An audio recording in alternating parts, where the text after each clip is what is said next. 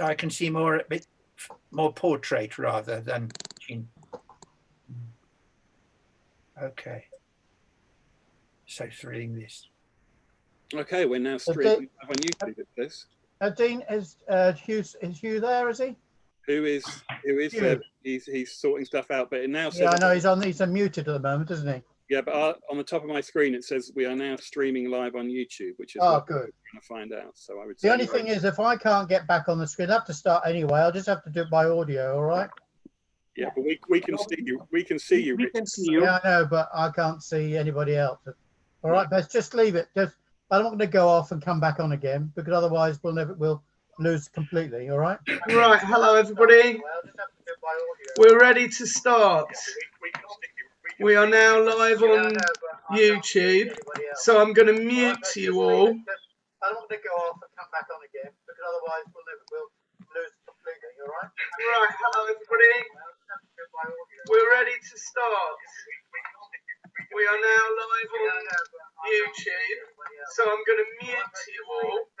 I don't want to go off and come back on again because otherwise we'll lose completely. All right. Right. Hello, everybody. Hello. We're ready to start. We are now live on. I don't know why it's repeating me again and again. So I'm going to mute you all. A loop. It's a constant loop. It's like life.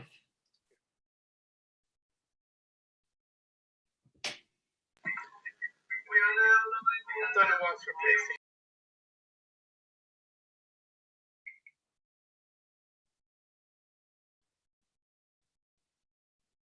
Okay. So, Hugh, am I starting now? Okay. So, good afternoon and welcome to the Waveney May Day Festival online. This is Saturday the 2nd of May, apparently. I didn't know we'd got this far, but we seem to have got here already. Welcome to today's festival. This is all new for all of us, so it's certainly the first time that I've been reading and hosting anything online, so we'll see how we go. And I'm going to kick off things today with some poems and films, and we've got a whole timetable of events ahead, and so I'll be hosting and telling you what's coming next as we go on. But I think I should just start now, and I'm going to be doing poems and films celebrating Suffolk people and their working lives, including sharing with you a short film that I'm making with a filmmaker from Ellsworth called Nathan Berry. And I'll be telling you more about that, but I'm sort of going to build into it. And I'm going to start at the beginning of I'm going to share with you, actually, my mother was the first, is a real worker, she's a Suffolk girl. And we actually had in our kitchen this thing here we go. This is a swan machine. Here we go. My mother worked from home, and my father used to make these plastic swans that apparently were really big in Holland for some reason, and people used to plant tulips and daffodils in them, and they used to spring up through the swans, and they used to sell lots. But my mother used to actually have this drill. This was an industrial drill in her kitchen, in our kitchen, and it was called the Swan Machine, and so it felt like a really good thing to write a poem about. So it's called The Swan Machine. The Swan Machine lived in the kitchen next to the fridge, 2 feet high, a black frame with a motor and drill for making 6 holes in swans, 3 each side for daffodils to grow through. The plastic shavings flew everywhere. My mother drilled and turned up the radio. We kept the kitchen door shut. My father stocked the garage with black sacks, the occasional beak pecking through. My mother drilled. Each time she switched on, the living room lights would flicker. When we heard the drill skid and snarl, the machine would stop, and we knew she'd missed a hole and hoped it was a swan that had taken the gouge.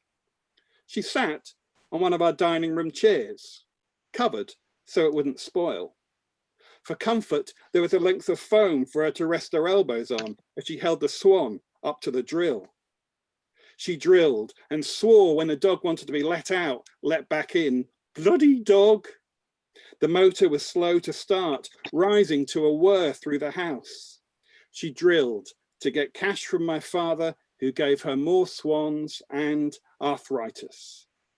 What's that? My friends would ask when the buzzing interfered with tomorrow's world.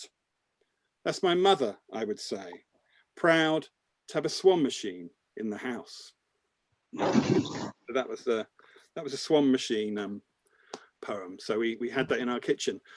I realised as I've got older that I'm actually I'm part of a long line. I have to admit, I'm a peasant poet. That's what I am, and I'm proud to be a peasant poet. I didn't go to university. I stayed here in Suffolk, and there's a long line of peasant poets going back. You know, John Clare is a famous one, but our sort of top peasant poet in Suffolk was a guy called, this guy here. Here he is. I can have him here. First time I've ever done a reading with him over my shoulder. This is a guy called Robert Bloomfield, or Bloomfield as we say in Suffolk.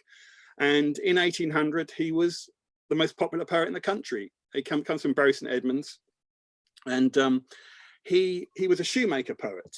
And his first book, The Farmer's Boy, outsold Wordsworth. This was the era of Wordsworth.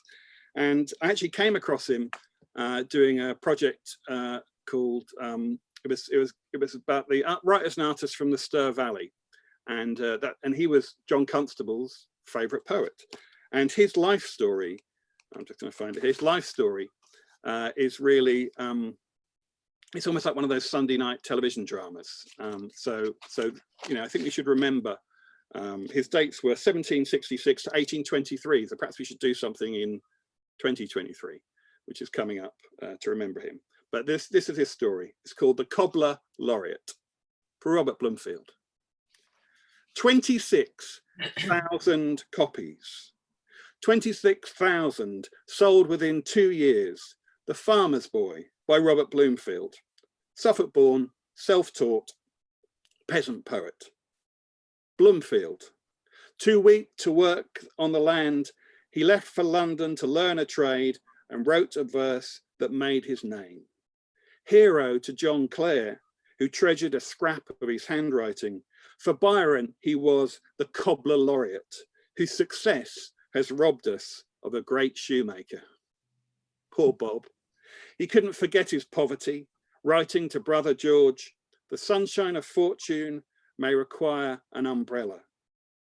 And the downpour was constant. He buried a daughter, his family exploited his kindness, his wife gave their money to a religious sect. His publisher went bust, his income dried up, his health, never good, grew worse. Headaches, rheumatism, eyesight failing.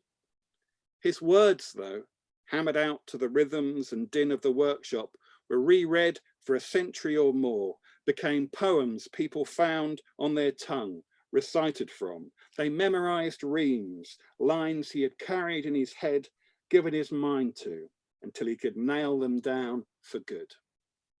So that's for good. Bob Bloomfield, as I call him.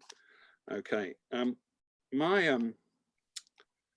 roots are definitely in Suffolk. Well, my dad was a Yorkshireman. My mum comes from Barton Colville, and a few years ago I did some ancestry.com stuff, and I came face to face with my great grandfather. Here he is.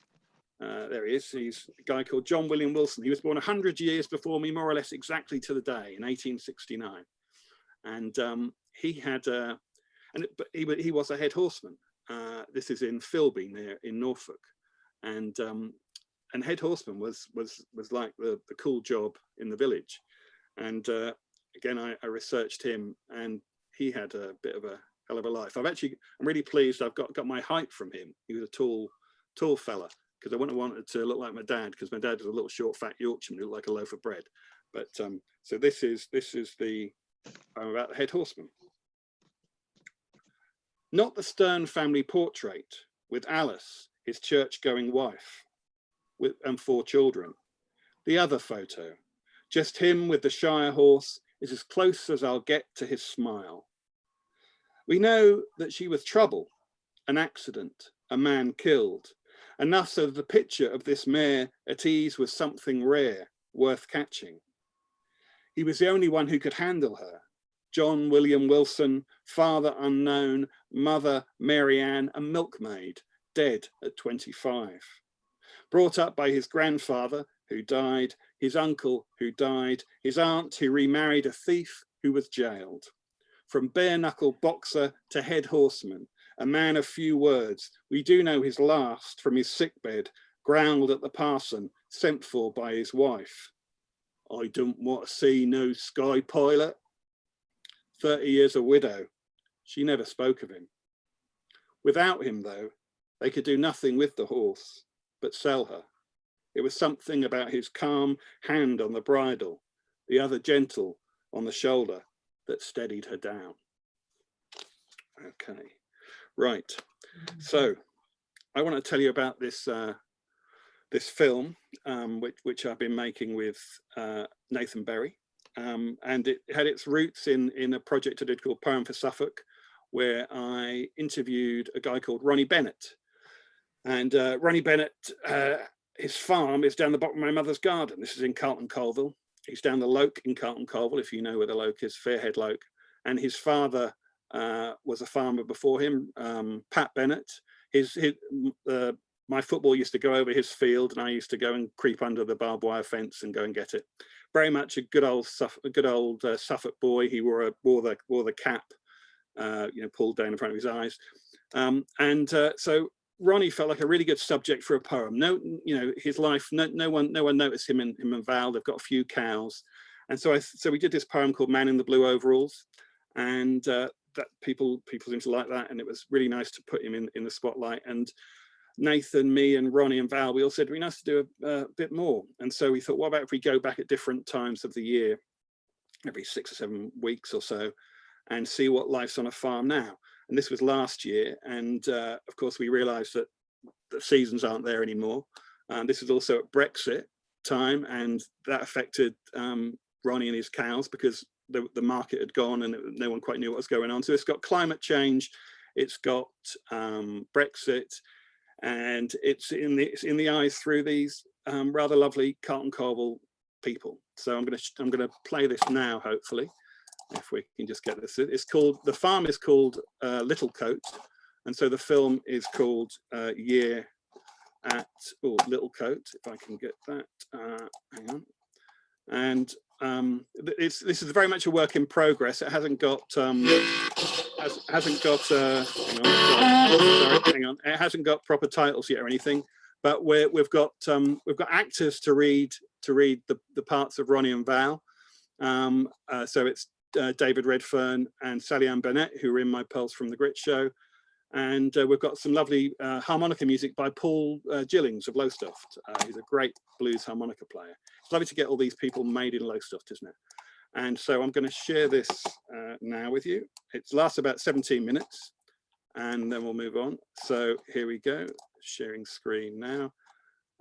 Here we go, and see what you think.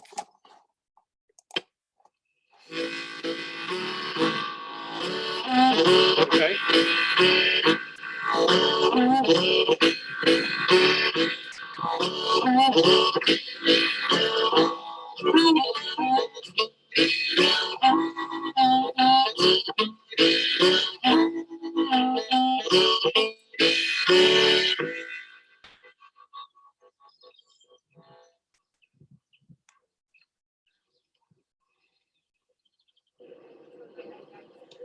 That's 60 years ago now, when I was about 7. That was when we moved here. Dad, Mum and me. Cherry tree in the corner. Line of poplar trees, all gone now. Where the shed is, there was a lawn, and there was a well. On top of the well was an old sack. They were a bit worried I'd fall in. Dad used to work on Church Farm at Barnby. Stacey's farm, they called it. Lived in a farm cottage there, but this was his farm.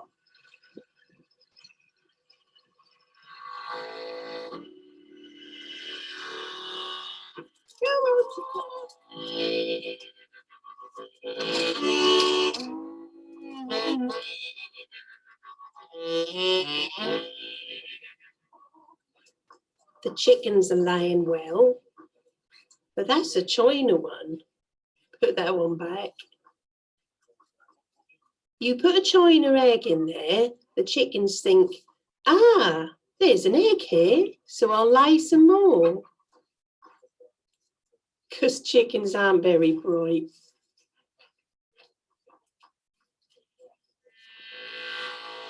Cows don't mind the cold. They're a real Scottish breed, Aberdeen Angus. I don't always have these.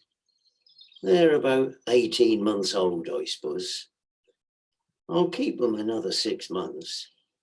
They'll go around July, I reckon.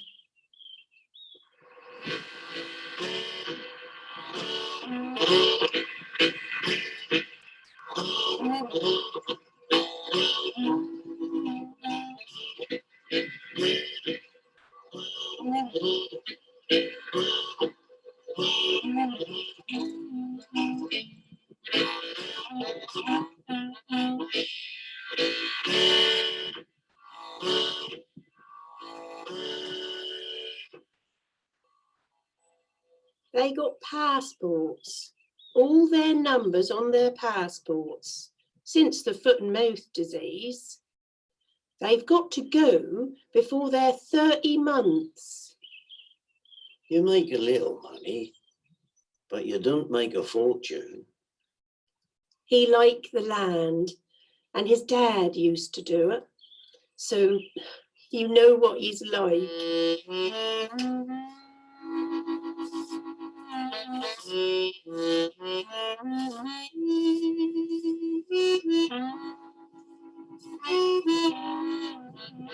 If you go to auction, you have to buy 100 cows. That's too many for me.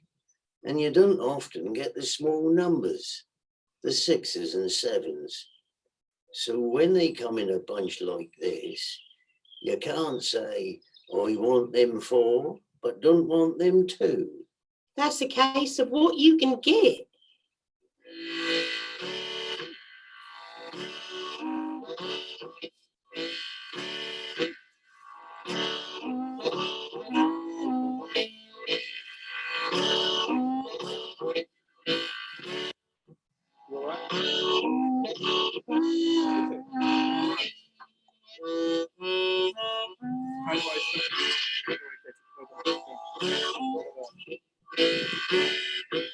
It's showing it's okay. It's in the laptop. It's the real thing.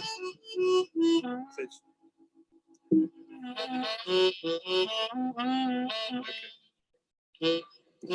okay. Okay, right. I understand that it's not working, so I'll try again. Let me try this. Okay. Is it working? Is it working now? Hello? Is it working now? Yep.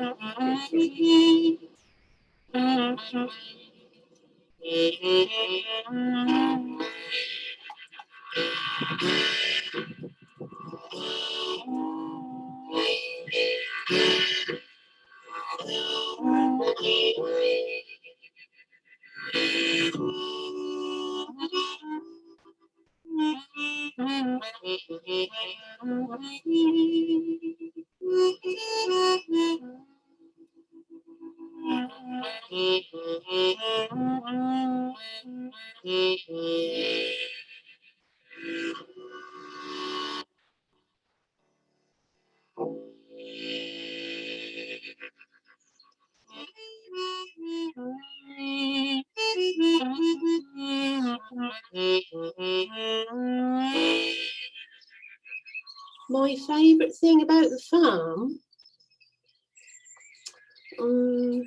it's nice to have the space.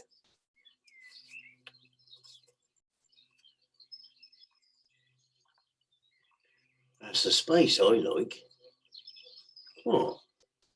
Did she say she liked the space too? You see those new houses on the estates, those little gardens, you must feel closed in, like you're being watched all the time. There used to be space around here. Yeah, there was. Until all these houses were built.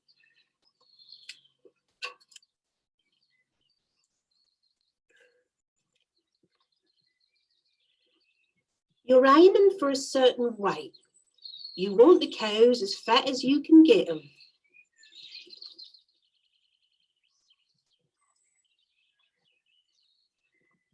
Sort of big and nice shape. They want the meat and not the fat, don't they? You get a nice shape on the back end. You look at these and think, they're not ready yet.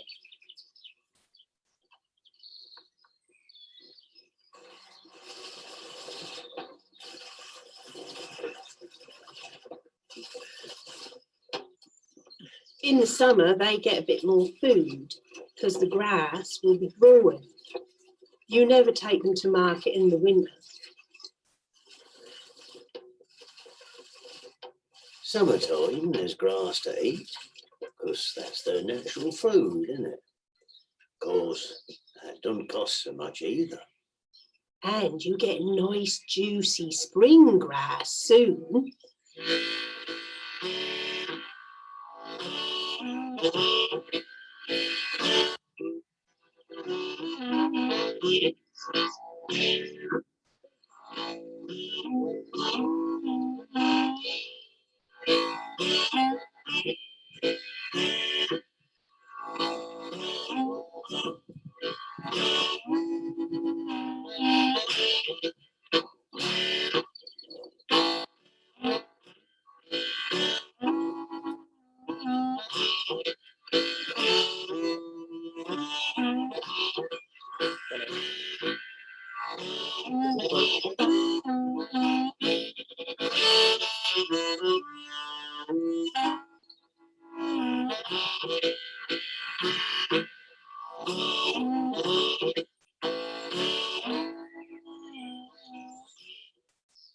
He's not growing the garden this year.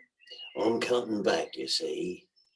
Well, you can't rely on the weather, and you've got to keep watering things.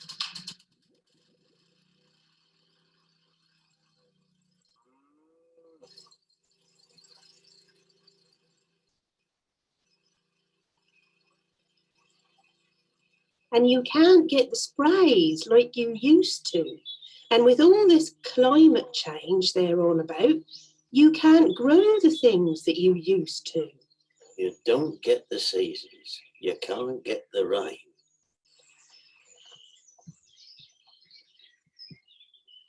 Now everybody get what they want, and whenever they want them. Like strawberries, you only used to get at a certain time of the year. Used to say, "Cool, strawberries will soon be thick." They don't taste the same in January. People don't want to wait for nothing now.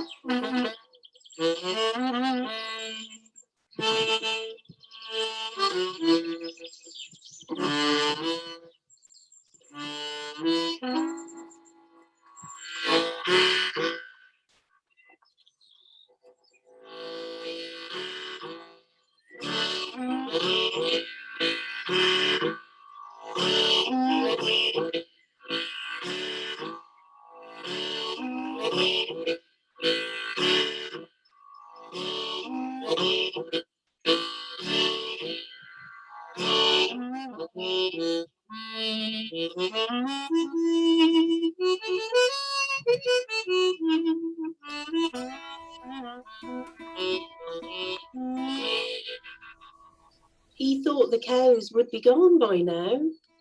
They're ready to go. They're fed up. They stamp their feet and dig up holes.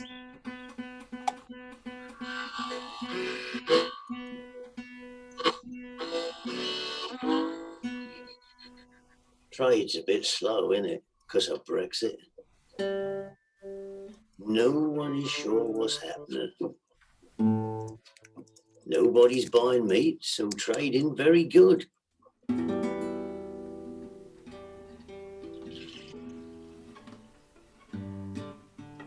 These are Aberdeen Angus, so they might go to Morrison's.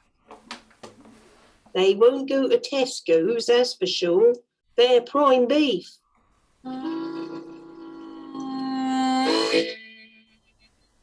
Dad used to sell them up Norwich, cattle market. Weren't in the city. Used to go to Norwich and turn left. Huge market. That was a day out, really. I've got it. They used to come from all around Yorkshire, all over the country. I mean, there ain't the livestock farms there used to be around here. They're all gone. There ain't the trade. You've got to have such a lot of cows to make any money. Yeah. Those days, they used to keep the stuff and repair it, didn't they? Recycled and repurposed. And now that's all this big machinery. They have it so many years, then it's right, trade it in and buy a new one. That's our 45th wedding anniversary today. We got married 1974, registry office at Thorpe. Didn't have a very big wedding or honeymoon. Honeymoon? No, still waiting for that. Hadn't had that yet.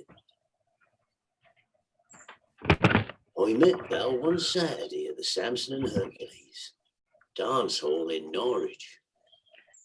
Had their own band, something different each night. Ballroom was Thursday, so we didn't go Thursday. But on Saturday, Samson and they Hercules. played a bit of everything. Rock and roll, Motown, Michael Jackson, the 1812 overture at the end of the evening. Everyone would stop and listen. I always say, when I was young, I used to dance to a real band, not just records. No. We used to get up there at 8 o'clock and we would dance until midnight. He told me his name was David and he was from Lowestoft, in case things got heavy. David's my middle name, you see. Well, it seemed like a good idea at the time. I don't think so. You wouldn't, would you? You wouldn't. I don't know. About 18 You're months not later, farmers. he brought me home to I meet just the put it in. in-laws. I was so nervous. We'd been to Yarmouth. That's how we and sound if we we're got on to the the same farm. place. He'd say, by the way, Mum and Dad will call me Ron, because that's my name. I'm sure she's brown. I still call him Oh, David. you though. never believe people, you don't. If you never have it, as it is. I don't know why you would put it on. That was Easter Sunday or Easter Monday, 6 months before we were married.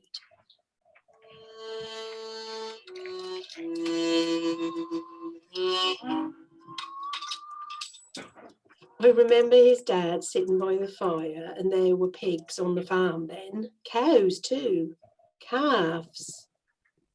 I remember his mum feeding them.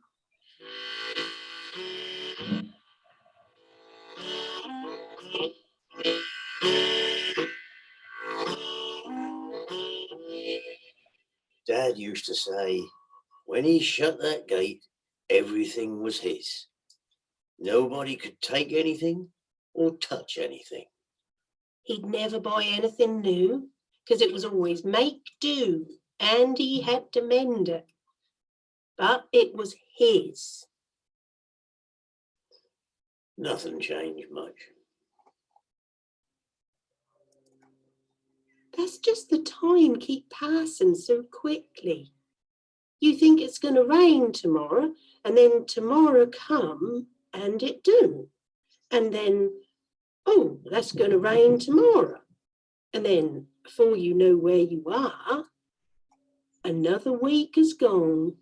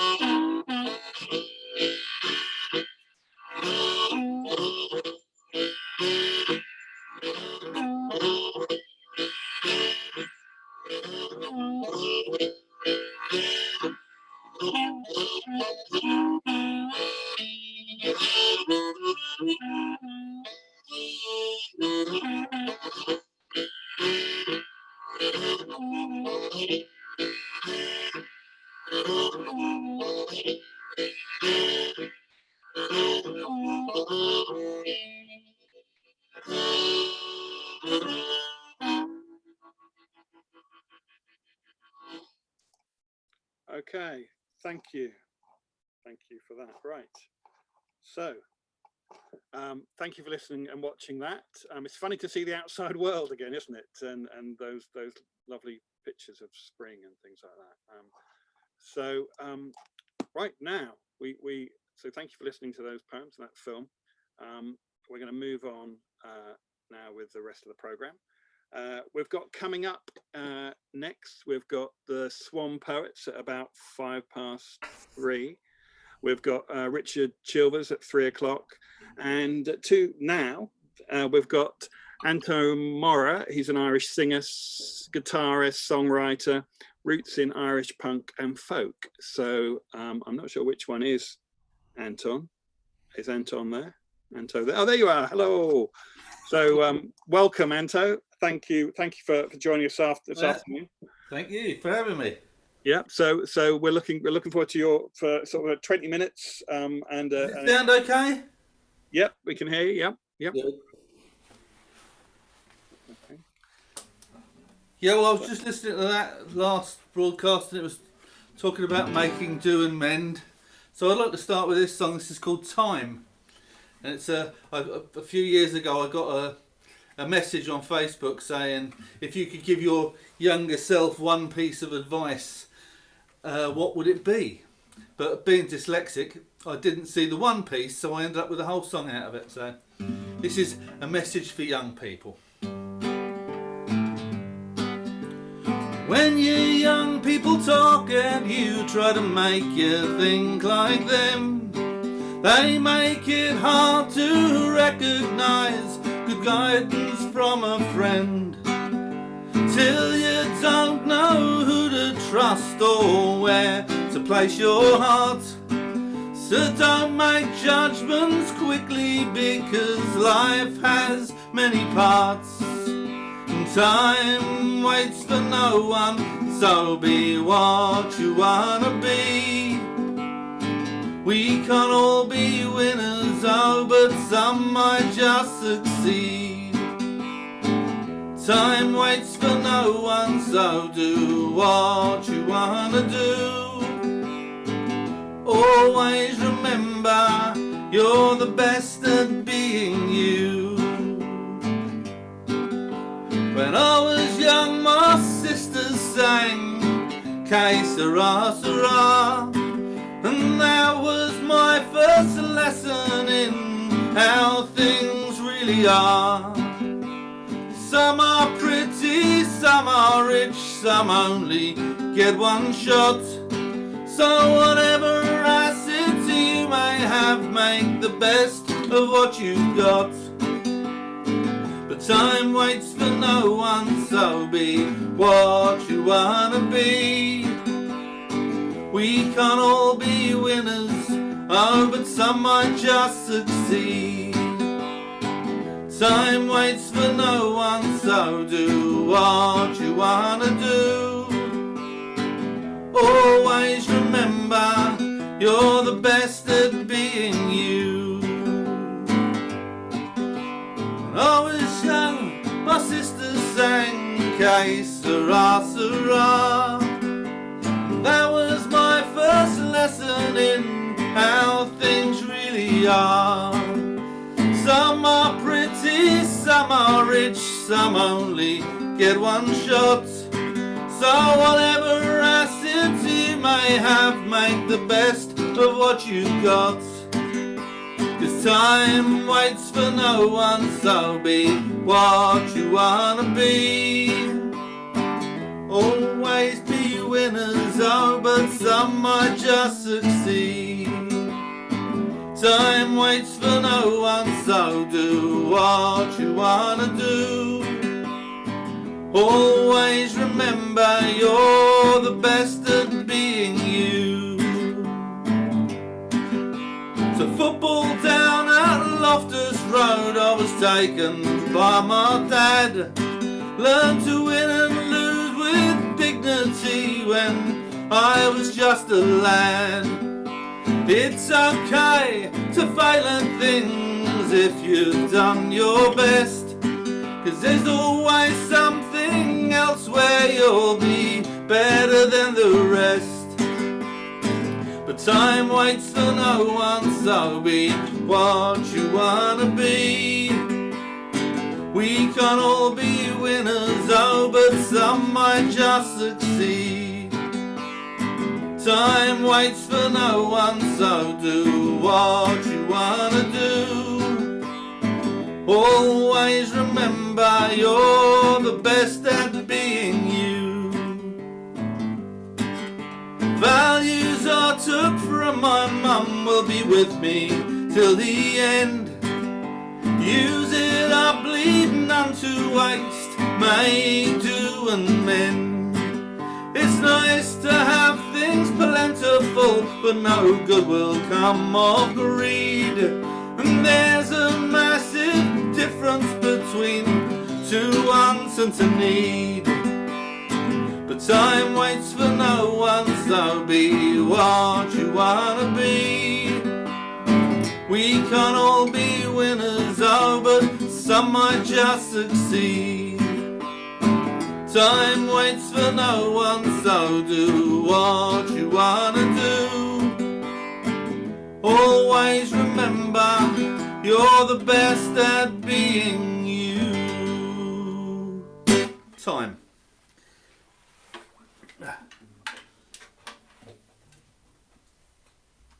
I'll do some Irish. I'll do an Irishy thing that I wrote a few years ago. Back in the day, when I first left school and started work, we had a good old tradition called Poets' Day, which was an acronym. And that's the last bit of the song. I usually get people to sing along with this, but this isn't going to happen here. But it's called Poets' Day, and it's about those times when you skived off work early. Up in the morning and it's off to work. I'm sick and tired of this grime and dirt, slaving away just to pay the rent. Before eternity it's always spent. I don't wanna have to go to work no more. I don't wanna have to go to work. Monday morning, Friday's far away. You have to fight to just get through the day. Too many people saying what to do. My head is busting and my back is too. I don't wanna have to go to work no more. I don't wanna have to go to work. Tuesday lunch. By Tuesday you got into the swing. You're on a roll and feel you might just win, when up walks the foreman and he hands you a spade, sends you to another job to rain on your parade. I don't wanna have to go to work no more. I don't wanna have to go to work. Wednesday lunch, you're halfway through the week. Go to the cafe for some bubble and squeak. It don't seem so bad because Friday's in view. You just pray they don't find overtime for you. I don't wanna have to go to work no more. I don't wanna have to go to work. Thursday's a rush, it's your last full day. Do what you can to make things look okay. Poets' Day tomorrow when you get your pay. Push off early, tomorrow's Saturday, and I don't have to go to work. Poets' Day.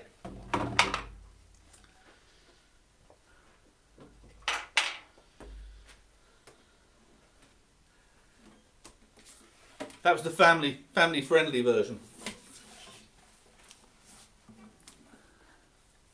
But my introduction was Irish, but I'm actually London Irish. So I'll sing you a song called London Irish. Not about the rugby team.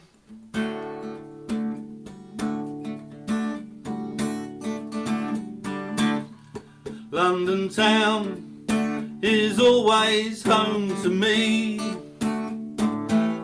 I've another across the Irish Sea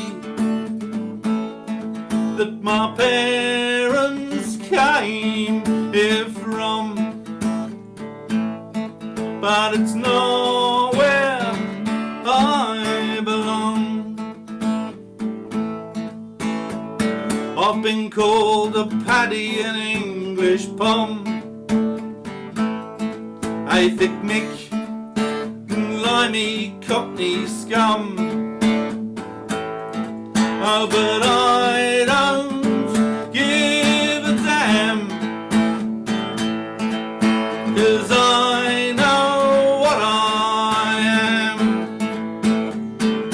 and that is Irish, London Irish, and there's millions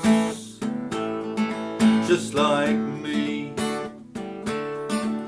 Well, our good mothers did all that they could, while our fathers worked the mixer and the hod, digging tunnels underground. Oh, it's so hard to earn a pound, and you're Irish, London's Irish, and that's how it used to be. Burlabamba, Gary Owen and Galty Moore was where they'd meet up and dance around the floor, but they'd always save some cash for the plate at Quattro Mass, 'cause they were Irish, London's Irish, and that's how it used to be. The big city's changed so much since I was young. It's so much cleaner, so much soul has gone. The Stag's Head in Camden Town, like so many, got closed down. But still there's Irish, London's Irish, and there's millions, thankfully. Yeah, there's Irish, London's Irish, and there's millions, thankfully.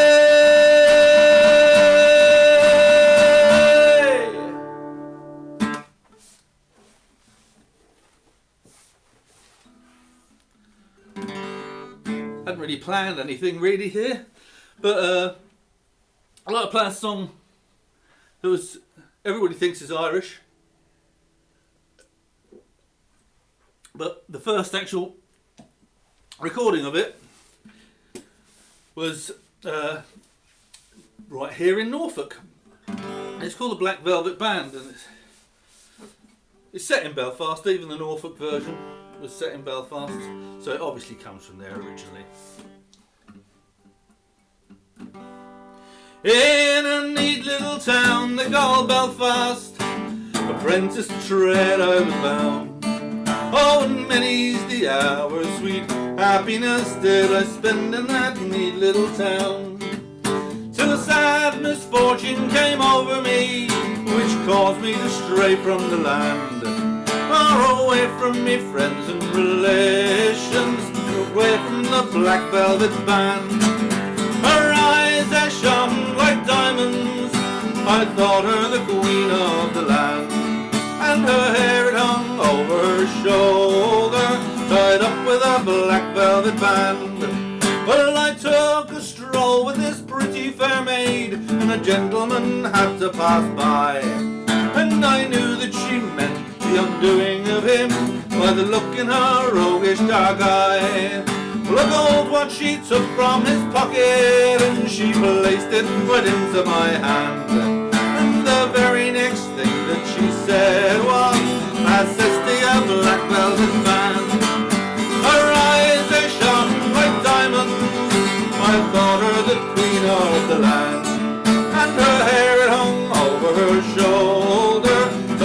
with a black velvet band.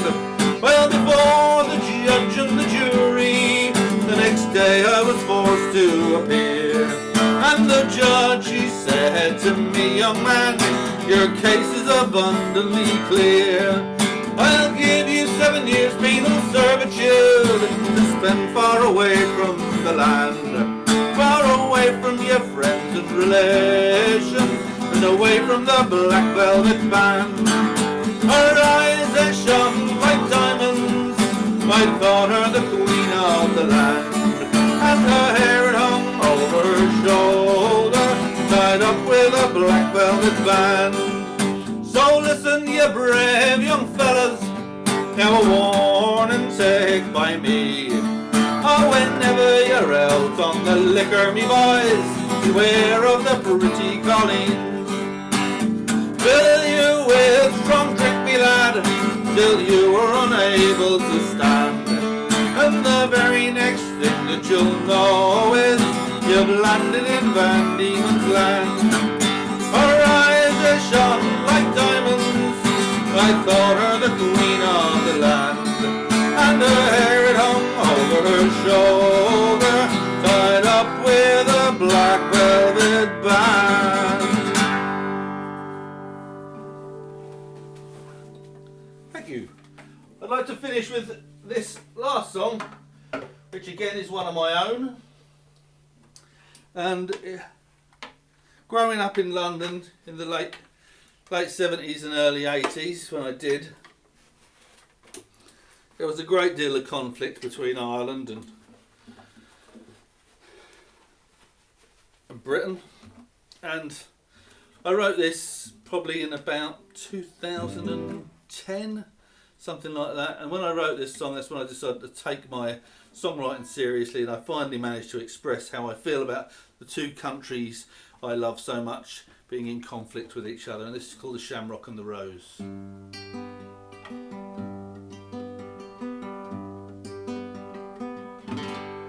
I've travelled all over Ireland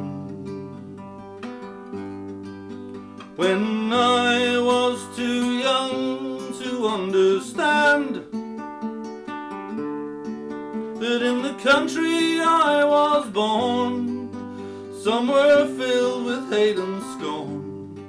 And there's blood on the shamrock and the rose. And there's blood on the shamrock and the rose. From the Boyne there's hatred till the end. Seems that neither crown nor harp will ever bend. You're with the Pope or for the Queen? Well, why'd you follow these has-beens and spill blood on the shamrock and the rose? And spill blood on the shamrock and the rose. Well, the fighting was once for a worthy cause. Oh, but now it's all just gangsters and outlaws. And if it's girls, guns or drugs, you can get them from the thugs that spill their blood on the shamrock on the road. That spill their blood on the shamrock and the road. Well, too many years of torture and of pain. In the name of Christ, it's Jesus, all the same. And if we've only got one chief, why can't he take away our grief? And the blood from the shamrock and the rose. And the blood from the shamrock and the rose. And the the blood from the shamrock and the roan. Thank you all very much for listening. I was Ant O'Mara. Look me up on Facebook, YouTube, anywhere you care to go. Ant O'Mara, you can find me there. Thanks again. Stay safe. All the best. Thanks again. Cheers. Bye. Thank you, Anto, for that lovely heartfelt ballads and foot tappers too, really getting us going there and swaying. There was even dancing, I noticed there. It was rather impressive. Yeah, I really wanted to join in, but I felt too English. But thank you for that, Anto. Lovely start to the afternoon. So we've now got some spoken word coming up. We've got, after that, we've got Keith Crykent at 3:40, singer guitarist. We've got Claire Hamburger at 3:30 with poems and songs.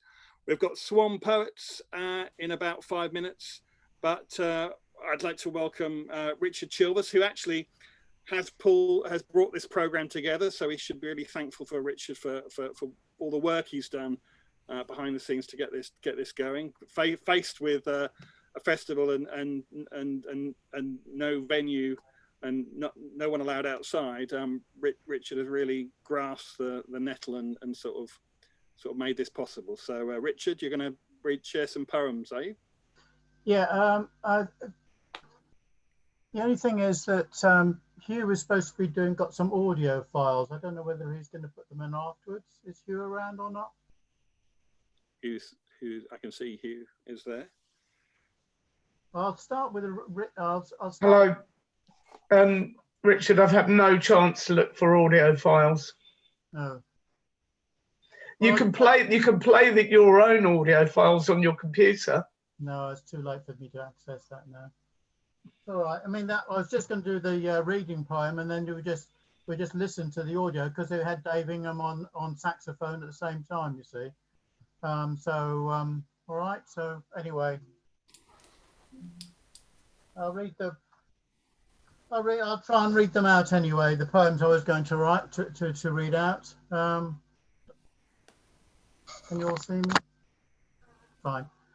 I think this time of year, this time that we've got here in COVID-19 is one of these key times where in fact things are reflections. And one of the poems I'm going to read out is actually related to another time. There are other times in history where in fact there are crunch times. I would say 9/11 some time ago.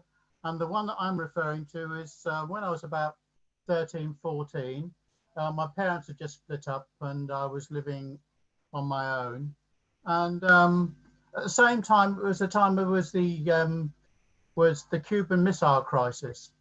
And I remember walking around and really in quite in vacant land sort of thing, in a desolate state of mind, I suppose, at that time. And so this poem actually is related to the fact that we're all born, we come into this earth without knowing where we come from. We come into a time of history where we don't know anything about. And of course, most of us come into this world after the Second World War. So it's called All Our Birthdays. And I'll read it out now. That cloud, its stars, this earth before us, this life, our being, this ground within us, the terrain, our ground, it's given. That whirls our way, the sun before us, that lives, it's given, our being within us, the terrain, our ground, it's given. We who have our time, your time, my time, so many embers and elephantine globules strung out and waiting in frenzied ignition, light years, light hours, encircling in eons, the discovery of distant bones, of hidden fossils. We that pass this way, this terrain, our lives, before us, within us, it's given. We who have our time, your time, yes, it's my time, the 10th day of the 9th month in the year of 1949. Its palsied face and oh no arms,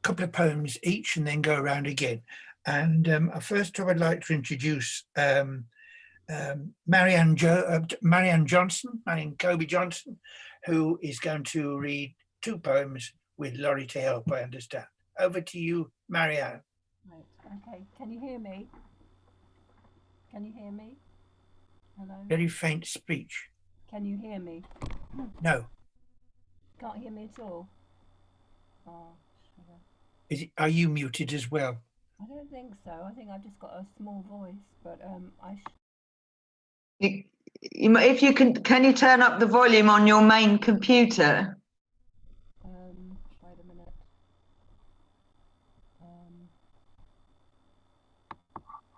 Oh dear, that's gone off now. Main computer. Yeah, I can't turn it up anymore. I'll just have to sort of put my face to it, so I don't know how to go back now. How do I... Hugh, can we help her in any way? Yeah. You okay, Mary? You just, the closer you get to your mic. Yeah, I think what's happened, I've got to go back to the beginning and no, I'm a posted attendee. That won't work unless I do that. No, that's not going to work. Right, am I back again? Yes, we can hear you. Can you hear me a bit? Yeah, but you need to be a bit louder, ideally. Well, you'll have to listen to this whisper, I think. Okay, you need to boom it out, Marianne. Right, so this one is, line is grey suited, early morning in Saxmundham. Right, this is memories of regular train travel. Oh, Claire's. So, I'd like to see myself. I don't know if that's possible.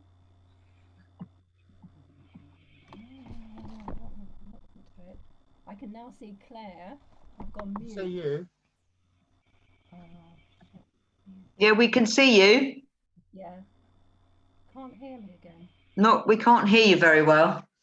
Can you hear anything? Yeah, we can hear you, but it's just very faint. Okay, well, let's try.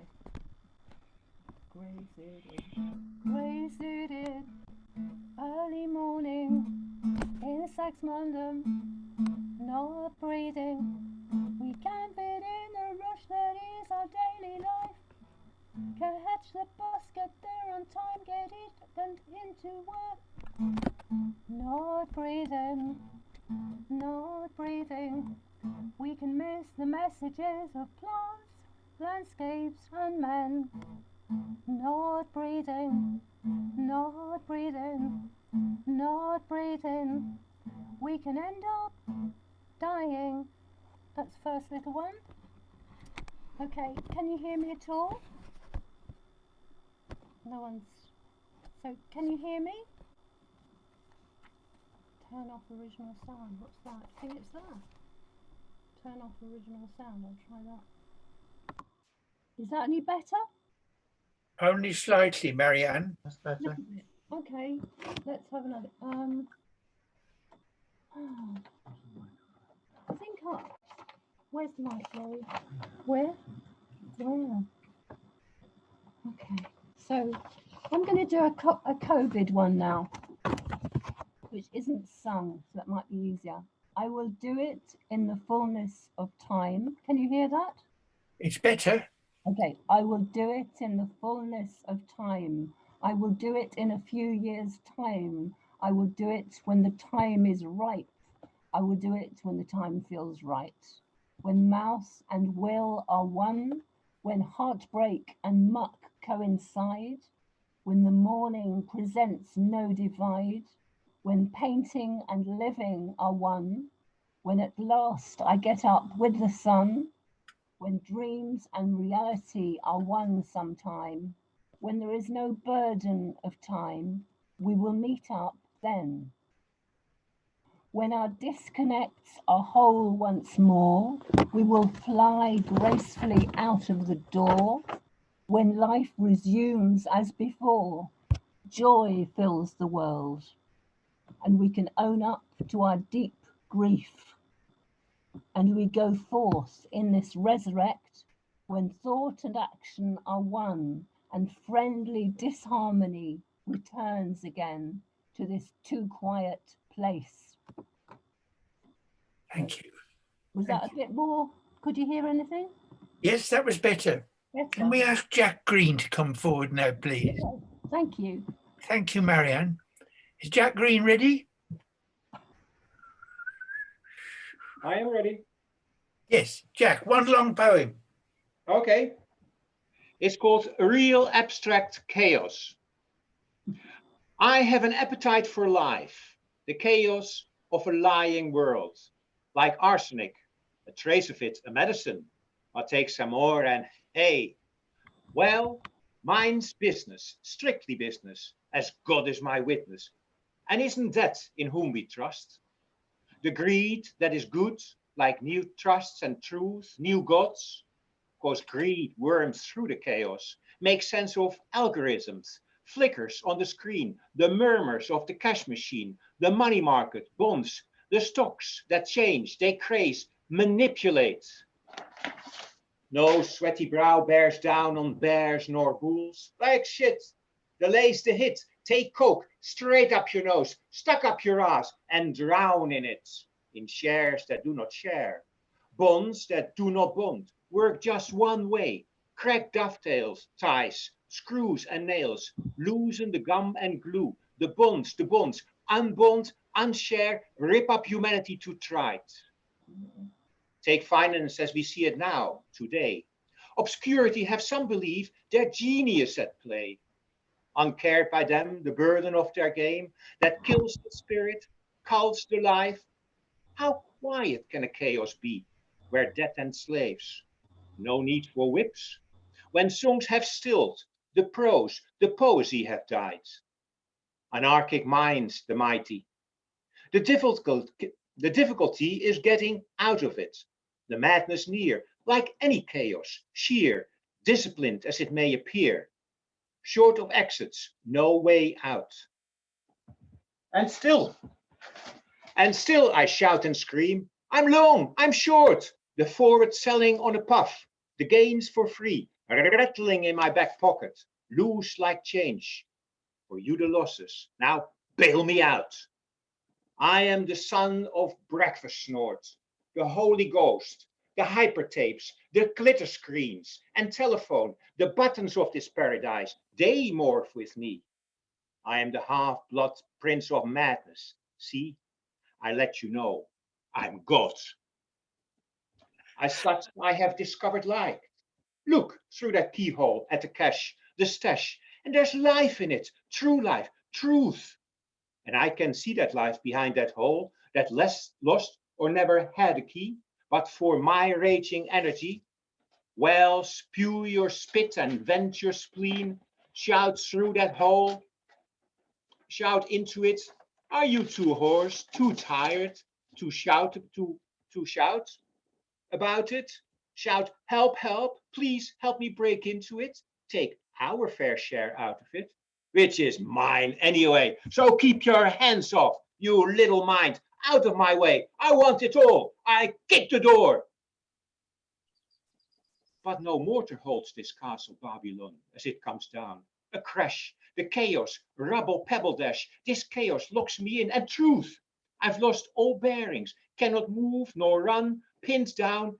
I do not know the way to up nor down or anywhere. I'm losing it. Then come the nurses, man in white. The knots, the ties, take me outside and lock me into light. In white, the light, white, light, light. I die anemic of humanity, but rich, the money, bathe in it. Henceforth rich with it, lay in it. Where's you? What life had you morality, you upright ignoramus, poverty? Thank you, Jack. I wish Richard Branson had been listening to that. We'll come back to you later. Could we have now Florence Cox? Is Florence around? I don't know if Florence is here with us. We may have to come back. After Florence then, I and am follow. here. Yes, Florence. I am here. Hello, I signed on early, but I didn't get activated, so I signed on again, and here I am. 2 poems now. 2 poems. Okay. I'll come back to you later. This one quotes the artist Lowry, and it's about what things are worth.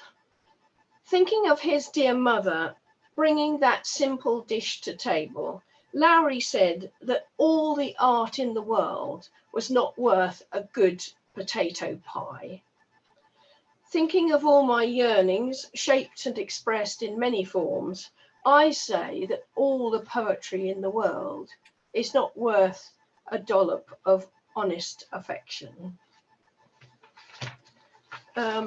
My second poem is about climate change, but with a twist. And the central idea is that we should all have a clear idea that the future of the planet is in everyone's hands, and we must all share. And it's called Your Land, My Land. You want to come here from your crop failures, your starvation, your war zones and bombs, your oppressive regimes, your droughts and epidemics, your unjust laws and unjust rulers, your lack of medical care, your fears of an early painful death for you and your children. You want to turn your back on a life which every day takes away permission to enjoy the slightest freedom that we take for granted. But the powers that be say no. Wake up, little England. In the last million years, there have been 8 ice ages here. When it happens, London is under a mile of ice. For thousands of years, no one can live here at all. After the last thaw, 14,000 years ago, people ventured back over the land bridge from Europe and settled. Yes, we are all the children of immigrants' children. But the Gulf Stream could flip quite rapidly at any time. The ice sheets could roar down from the north, crops fail, transport fail, the economy would collapse, and in no time at all, we'd all be starving. The only solution would be to head for Africa. We'd have to go on foot. Planes couldn't fly in that much ice and snow. We'd have to carry what we could, pitiful bundles, old cans of food, weak children on stronger shoulders, months of trudging, dependent on charitable handouts if we were lucky, gradually leaving the snow and many loved ones behind. When we get there, perhaps there'll be a long fence with razor wire all along the top. Well-fed people will shout through the fence that there are too many of us. Signs will say, "Go home." Thank you, Florence. Very moving, deeply moving poem, both of them. Can I now ask Anne Follows to read her lockdown poem, please? Anne? Yeah, okay, I've unmuted myself. Right. Can I just first of all thank the Waveney TUC for these 2 days of May Day online. It's been really, really good, really learned a lot. So this is my lockdown day poem for day 44, which was 2 days ago. I walked the seashore until it reached a harbour, always busy, today is empty. I walk the harbour path, a raised line of leisure boats out of water and resting, their naked keels exposed, porthole eyes grey like dead fish, some wrapped in canvas. Beyond the fish stall, where grumpy old Git, written on his apron, is still serving, although no one is there, the landscape opens to water meadows, dry now, sunk like salt pans. A solo lapwing pecks for absent worms. It's peewee, it's silenced. Peewit, that is the song of the lapwing. That's it. That's my hour's exercise is done. Thank you. Thank you. It was beautiful. Very pleased to hear it. I've got 2 short poems. My name is Mike Bannister, lifelong socialist and chair at Swan Poets. My first poem is a praise poem.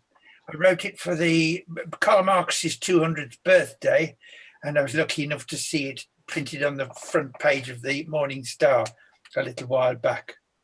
It's about a visit to IKEA in Milton Keynes, where the family traipsed just before Christmas to get their candles and tinsel. I found an armchair instead. So IKEA MK, a praise poem for Karl Marx, 1818, 2018. A Saturday before Christmas, too slow for the cakewalk, I settle for an armchair, observe the elevator's constant stream, the canteen fringe, the market entrance, and the host. Here's happiness and the clamour of it, the dialectics of nesting, anticipation's teeming growl, families with common cause, an even-tempered fusion, all ages, ethnicities, at forage according to their needs. Wheeling it all back home, furnishing fresh places, a nook, a niche, a room, a life, according to their means. This is the international, newborn, people together, awake and wanting better, who trust in conviviality to keep the peace, gently to turn the old world upside down. My second poem's rather personal, and I adopted this sort of American short line, and it's about my son Billy, who actually got the virus. He was living alone at the time in Shrewsbury, and I wrote this for him. Poem for Billy, 11th of the 4th, 20. Today, it's Easter, and you came through. 10,000 so far died, but you endured through keenest wit and blank rejection of fate's unkindly gift. I'm here now, thanking all the gods I know. To bury his child is the damnedest thing any father would face.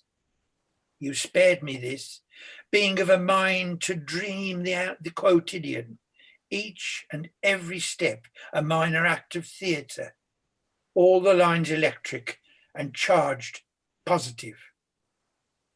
It's true, I lately did confide with Aeolus, my keeper of storms, concerning your heart. Doubted at first he'd listen. But now I see he made a subtle play to part you from your own bright boy child, sent him a safe distance while savage pestilence tore at the life of you. Live for him now, my most beloved golden son. Be well together, always. I wonder if we can now turn back to Marianne for her second little production. 2 poems, Marianne? As loud as you can make them.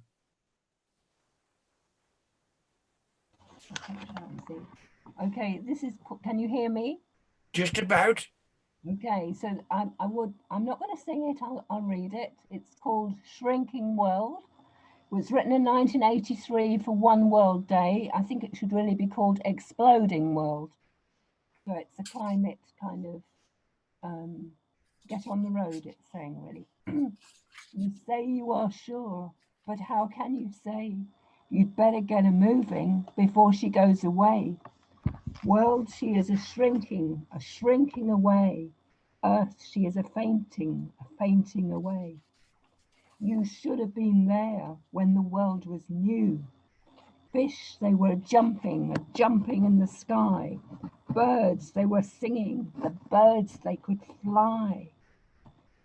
The things I knew when I was small have nearly gone away. You'd better get her moving, you'd better get her marching, you'd better get her moving along the highway. Earth, she is a dying, and soon she'll be away. Earth, she is a dying, and where will we be? Earth, she is a shrinking away. Earth, she is a fainting fainting, a fainting away, a fainting away. Thank you. Thank you.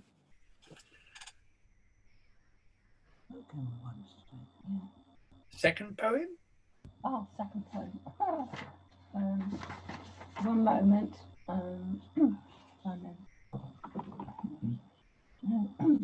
Okay. You try not to see the living band of famine in front of your eyes, but you measure each mouthful as you eat and try not to hear the cries. So that's called Famine, or Expensive Christmas Song.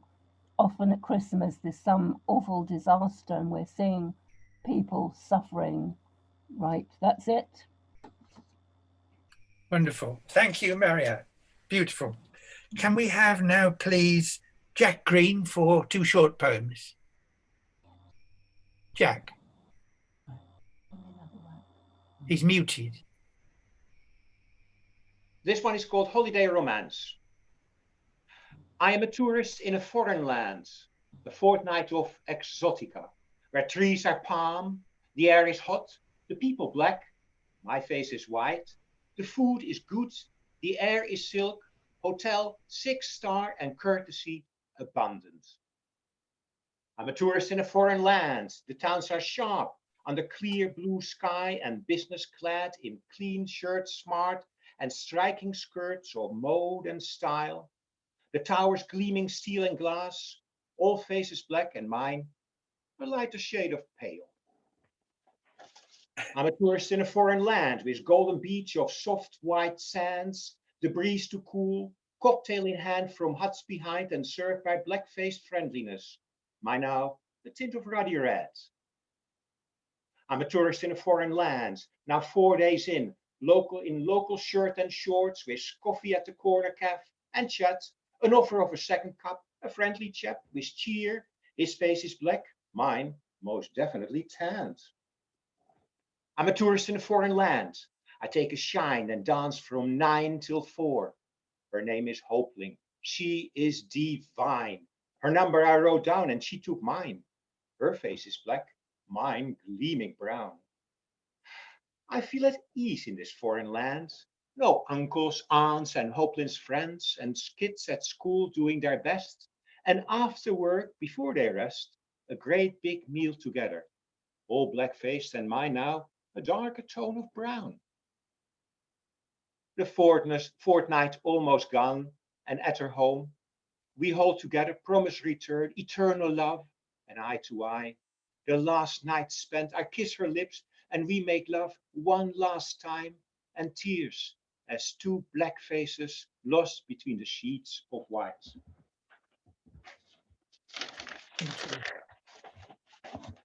My plane returns. I find my car, luggage stored and drive away. 100 yards, flash blue lights. Stop as I get out, hands pushed on boot, legs kicked apart and patted down by 2 sturdy officers of law. Me, black? A stop and search. The questions are, where are the drugs? Who did you muck? Where do you keep your knife, you nigger? And I go white with fright, like the sheets last night. I now begin to quiver. But the boys in blue, they see that change of color and mumble an apology. And suddenly it dawns on me. And now I see the black conspiracy, despise again, and reach in panic for my wallet. But it's all there, thank God. My money, credit cards, my book with checks. They clearly didn't find the cash, those blacks. Heave a big sigh. See her address. Not all that sweet a photo. Then throw that on the street. I'm home, white-faced amongst my own. And now for my second poem. Sugar Lump Baby. It's an eco poem for those people who believe in an ecosystem. Sugar Lump Baby. There was once this just ordinary baby. It lived on a high hill with a zigzag path all the way down to the bottom. Mother, father, lovingly gave it time, fed it wholesome foods. Then one day, uncle came, who lived at the bottom of the hill, gave it a sugar lump, thought it could. And on its tongue it sat, then exploded the taste. Baby swole, and this swell needed filling with more sugar lumps, which Uncle grew in his back garden. But not enough. So he burned down the forests behind him, grew more sugar lumps, made everyone eat sugar lumps, built himself a castle, and became very, very rich. Baby, meanwhile, became humongous, sat wedged between walls, which started to crack. Then the house collapsed. Enormous crash, and the baby started rolling downhill, gathering speed, slammed down the castle, tumbled through the sugar plantation, flattened it all, slowed in the end, and exploded. Then nothing was left. Thank you. Thank you, Jack. Next, please, could we have Florence for 2 poems? Florence Cox. Florence. Yeah. Hello. Hello. Yes. Right. The first one is called Anonymity. The provincial slum in France was hard. Mosquitoes hovered round our bed. I washed with water from the one cold tap, and the loo was a hole in the back of the yard, shared with 16 others. In the streets round about, everyone knew me, knew my business, talked about my fiancé out of sheer politeness, not allowing me publicly to live an unmarried shame, though he hadn't asked. It was love in a garret, the love of my wandering youth, the love that everyone ought to have at least once in a pile of anodyne decades, however tough it was. On Saturdays, we would have an English breakfast, stick a vinyl record on the old dancette, and rock around the one room that was ours, laughing our heads off. I left for a job in the capital, found a flat with a marvellous shower and its very own toilet with its own white door, and a fridge and an oven whose shelves sat straight. But nobody knew me. We could both come and go, and nobody knew and nobody cared, and nobody married us off in shops round about, or studied our hands and faces for clues as to our intentions. No wonder we forgot. The next one is called Following the Rules, which is designed to make us think about what rules are for and what the point of following them is for the greater good. Following the rules. I learnt my lesson one dark night in Leeds, bombing along on my rickety-clackety bike without lights. It was Yorkshire Ripper time, and walking alone along deathly quiet streets was a bad idea. There was real fear. A police car on my tail slowed and stopped. The policeman who got out wasn't amused at my excuse. His words of reprimand and deadpan humour have stayed with me since 1971. You might not care about the rules, he said, but why should I have to scrape squashed bodies off the road? And now we're bound by rules to live indoors with only brief excursions, shopping, walks, long distance talks. We miss our usual lives and cannot wait. But death could rise because we're in a hurry and miss money.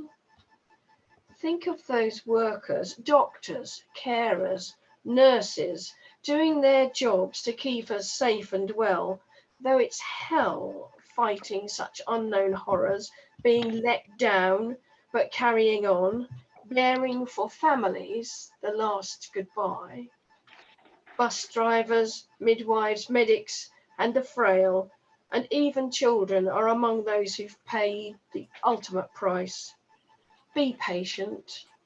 Relatively soon, you may be one who gets to live again. Thank you. Thank you, Florence. Marvellous. So now, sorry, I've lost my list. Oh, it's myself. Okay. When I started teaching in the 60s, you got £7 a week, and for the first 8 or 9 years of my teaching life, having got newly married and a family on the way, I worked every holiday that came, Easter, Christmas, through the summer, doing various jobs. I have written an account of some of this in the style of Basho, the Japanese traveller and poet, but Zen Buddhist, who wrote in prose poetry and interspersed these events with haiku, which you could call the takeaway bit of the event. I just wanted to read one last poem in the prose poem style of Basho. It's called Silver Spoon. Christmas Eve, stars and a frost, a walk across fields, a coach ride out of town, the loud ching of a brass lever clock, the night shift proceeds. The pound-a-day teacher, transmogrified, booted and wrapped against the cold, becomes a monitor. Your dominion, a lamp-lit factory yard, flagged, thick with the cloying sweetness of wet clay, a gurgling pit of hot beet wash, batters an iron grill. You make an off-tilt round of rank necessities. Overhead, a towering concrete stack, visible for miles, unfurls its weird acrylic smear against the dark. Your tools, an iron barrow and a long steel-handled claw. The task until sunrise, to keep the gully flowing free and clear through Christmas nights. Time and a half, double time, triple time even if the feast falls on a Sunday. On the hour you haul 100 weight of slate lime, tumble its choking dust into the pit and coughing stow the folded bag inside. Between times you stamp your boots and wheel out the hot rakings to a rancid mountain.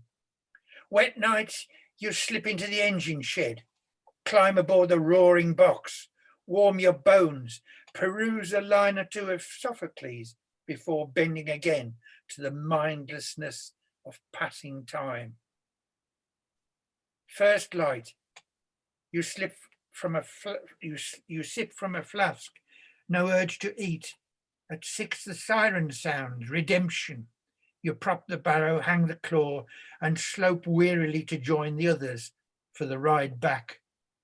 Christmas Day. On the bus, you drift in and out of sleep and dream of the sound of morning bells. 3 haikus. Hard labour, late work, birthright of the dispossessed, a sweetness distilled. Beyond certainty, streams of consequence flow from our least adventures. Lion in hot sand, wild bees in the hollow skin, honey from the sting. Thank you. Swan Poet, I do thank you for coming, and over to you now, Dean. Thank you very much, Swan Poets, Mike, Marianne, Jack, Florence and Anne. I think poems are a great way of making sense of the world, and it's so good to hear so many essential poems being written in Suffolk. So thank you very much for sharing them with us this afternoon. It's been a pleasure to listen to.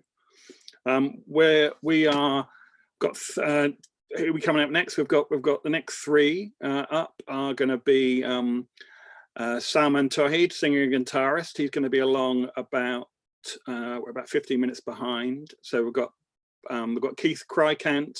He'll be here in about another 10 minutes. Keith is there, and hello, Keith.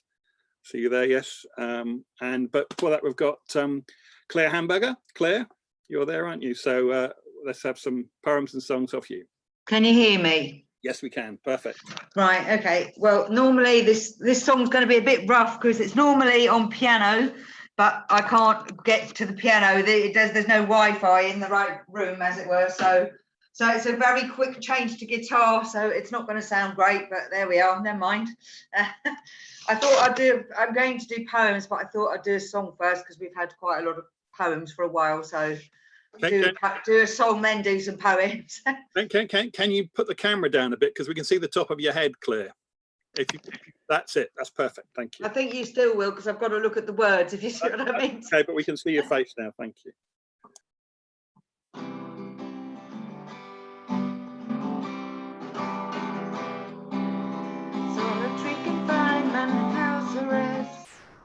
When what happens next we'd never guess. Cheaper than prison, more effective. Tell us self-isolation is self-elective. Wear a mask, don't even go. Don't know, can't even grow. What's true or false? Bake a cake, dance a waltz, remember the loved ones we can't see. Toe the line, pretend we're fine. La la la la la la la la la la. Da da da da, it's surreal to me. Take away our liberty. Throw away our security. Get rid of work, punish those who show. Test the wealthy and the rich. Let frontline workers take the risk.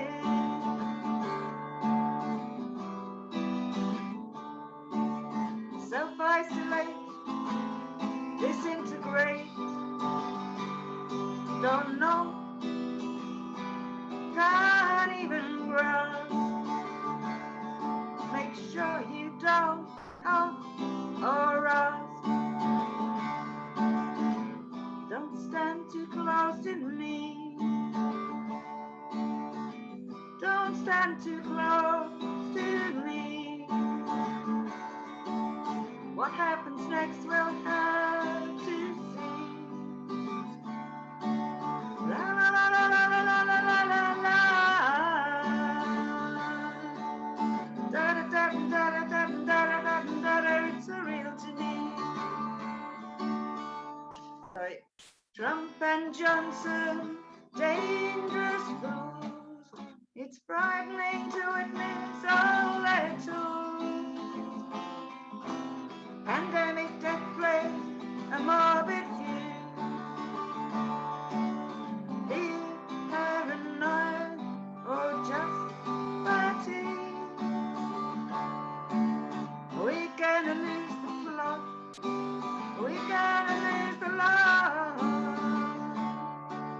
In our prisons, like it or not.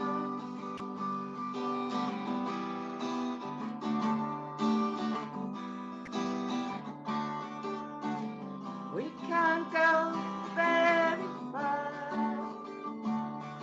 But look outside, look at the stars. Dream of being somewhere else. Dream of being somewhere else. Look at the flood, look at the sun. Wash your hands, wash your hands, wash your hands. Don't stand too close to me. La la la la la la la la.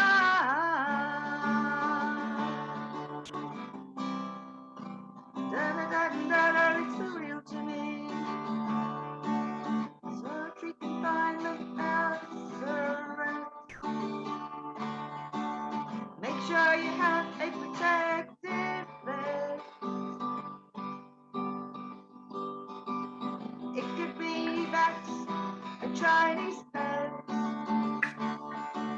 Could be a virus coming from the west.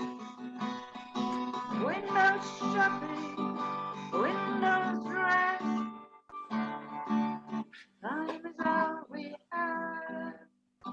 Let's play. Time is all we have. Let's play. La la la la la la la la. Da da da da. It's a real to me.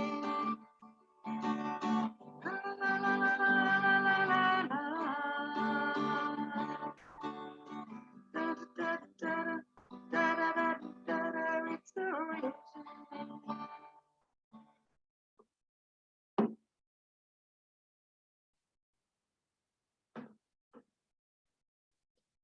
Oh. I don't know if you could hear it properly, I'm not sure.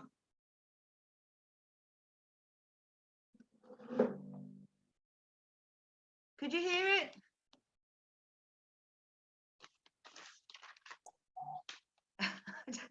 Can anyone actually hear me? Yeah, we can hear you. We can hear. Sorry. Yeah, sorry. It's so silent. It's a bit strange. Well, we're all turned off, so we can't get the background noise. If Sorry. not, Okay. 15 different This backgrounds. one's well, there was another poem which I wrote ages ago called Stone Gatherer, and this one's just called Stone Gatherer 2 COVID-19. The structure has been lost and found, debris flutters to the ground, hopes and promises underground. On this beach, no mortal sound. The lepers walk on silently, only the dogs approach with glee, while their owners pull them with a sigh. Still she gathers precious stones, freezing air shoots through her bones. Amber for her daughter's lost red hair, cornelian for people everywhere. Glass shards for the cruel sudden spell, photos of the waves, luxurious swell. There is no knowing, no believing, in her mind half-truths are weaving. Acrobatics on a track, physical contact is what we lack. Can't go forward, can't go back, terrors in an orderly stack. Are we lambs to the slaughter? Have we lost our bricks and mortar? The structure has been found and lost. No shutdown, lockdown does not cost. On the beach, she walks alone, talking to no one on her phone. She feels as heavy as a stone, an ugly, empty, high-pitched drone.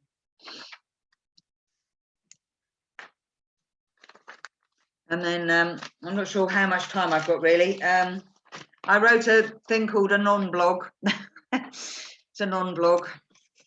Okay, the first one is called Silence. It's prose poetry, basically.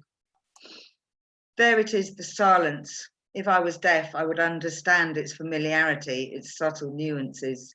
As it is, the spring night closes in on an already too silent world, a shivery chill.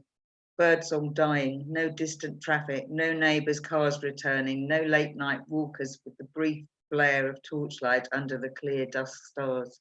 I'm alone with night terrors. If this was an ordinary night, but nothing is ordinary now, I would travel with the silence into sleep. But now I have to shield myself from silence. I turn the radio on to volume that is far too loud.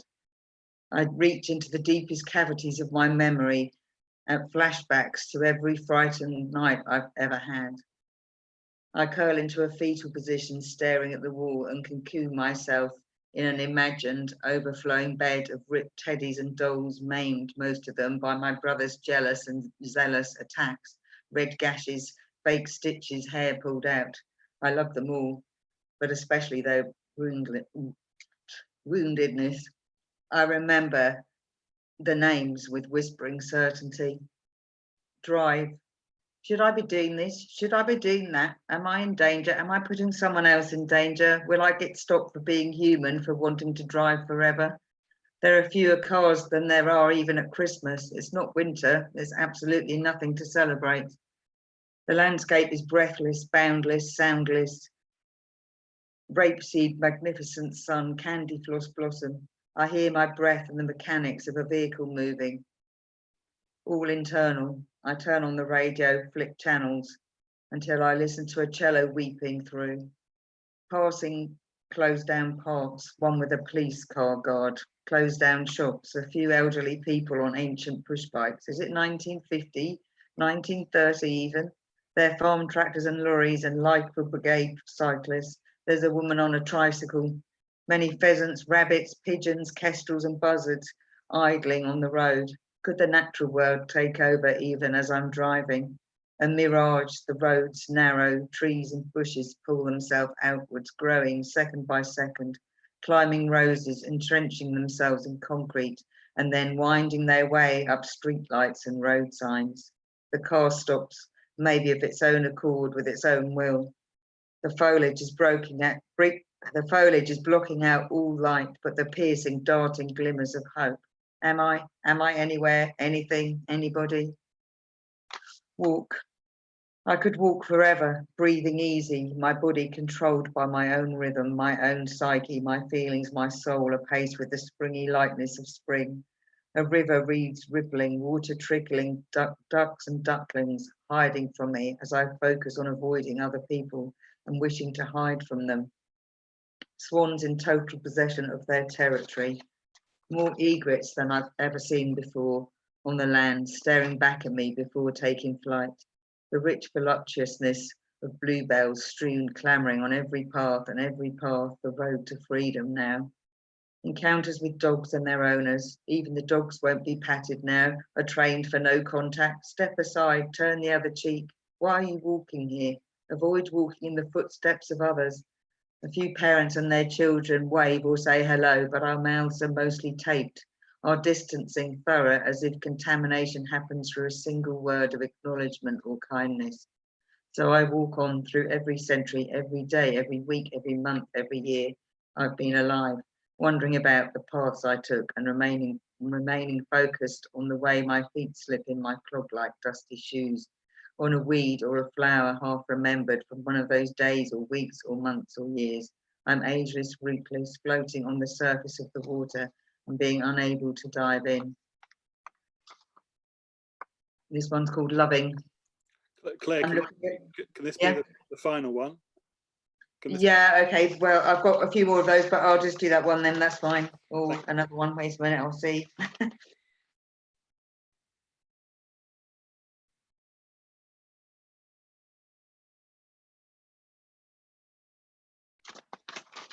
Okay, this one's called Living. Thank you. Most of us are living through this and some are dying. Most of us are living without and also living within a rupture, with a fracture, parts of us blotted out, erased, cast into shadow. Here the sun shines or the fog descends. A mangled, dismembered rabbit lies on an abandoned track, and cows stray under electric fences, desperate for river water, and blocking the path that is barely human trod. So what does it matter? Neighbours don't even whisper to each other across their various boundaries. Are they living? I don't know. Making a cake, setting a table for one, working out a pattern through the rhythm and rhyme escape me.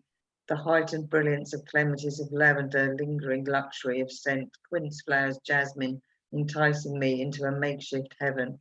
I will my body into that place, my mind, my feeling, into that place of caressing sunshine, of dazzling flowers, living, breathing, looking, sensing. Thank you, Claire. Thank you. Thank you. Thank you for rounding off the poetry this afternoon. We've got some music coming up now. We are running about 20 minutes behind schedule at the moment. So we've got John Ward at around 4:30. We've got John Brown. John, are you there? Yeah, hello, John. Yep, you're about 4:20. We've got Salman. Hello, Salman. Tawheed at about 4:10. But Keith Crichton is ready with his guitar, I can see. So over to you, Keith. Hello. Can you hear me? Yep.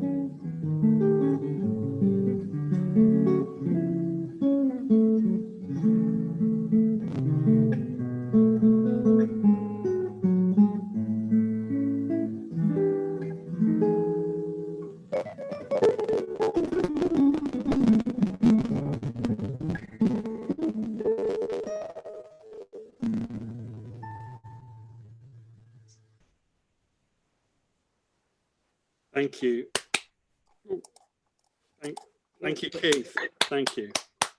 Well, you could hear that. Yes, yes. I heard some funny noises towards the end. It put me off and made quite a big mistake. I think it's because not everyone's got their sound turned off. I think if everyone could check that they've got their sound off.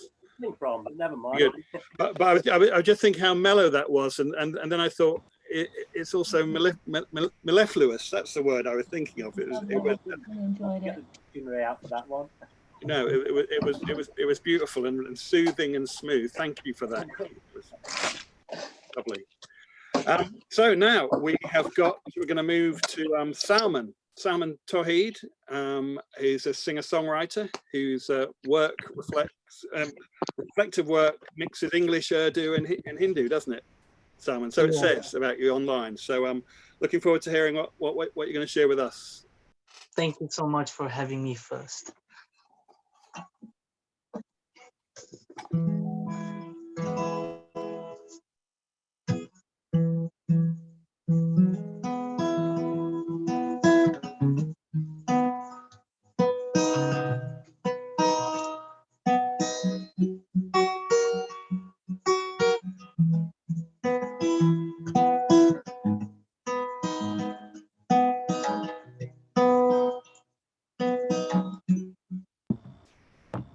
You make me feel so alive.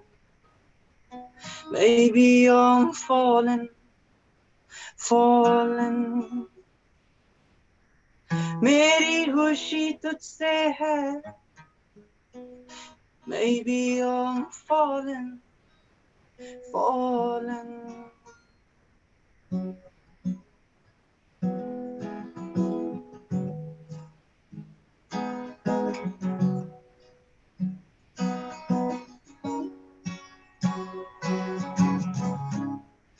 क्यों मुझे नजर आई, क्यों मुझसे जिया ना जाए. चांद सितारे रात दिन ख्वाब हमारे मिलेंगे हम तेरी याद आए. Hi, you make me feel so alive. Maybe I'm falling.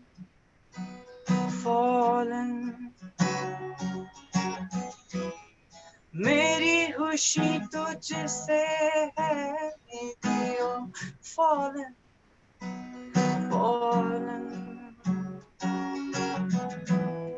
You make me feel so alive. Maybe I'm falling.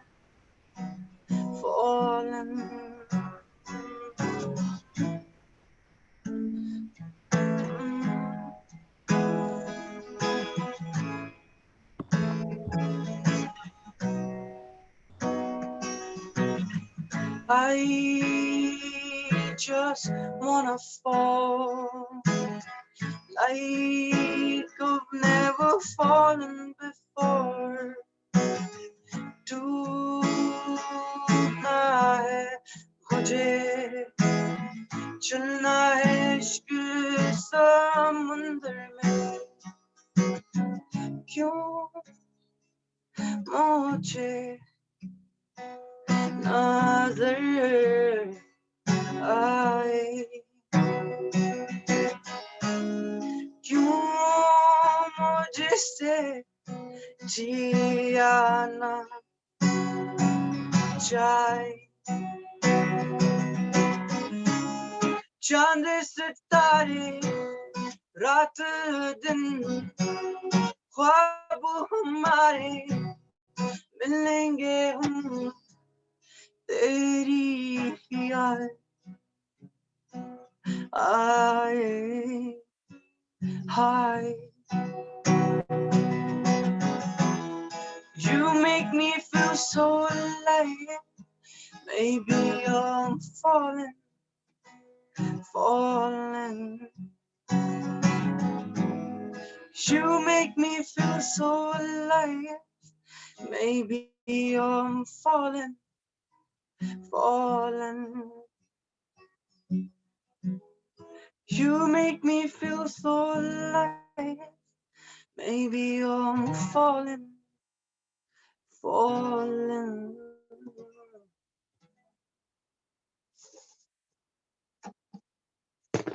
Thank you. So this will be in English and Hindi, and the one I sang before was in English and Urdu, and you can find it on SoundCloud, BBC, YouTube, wherever you like.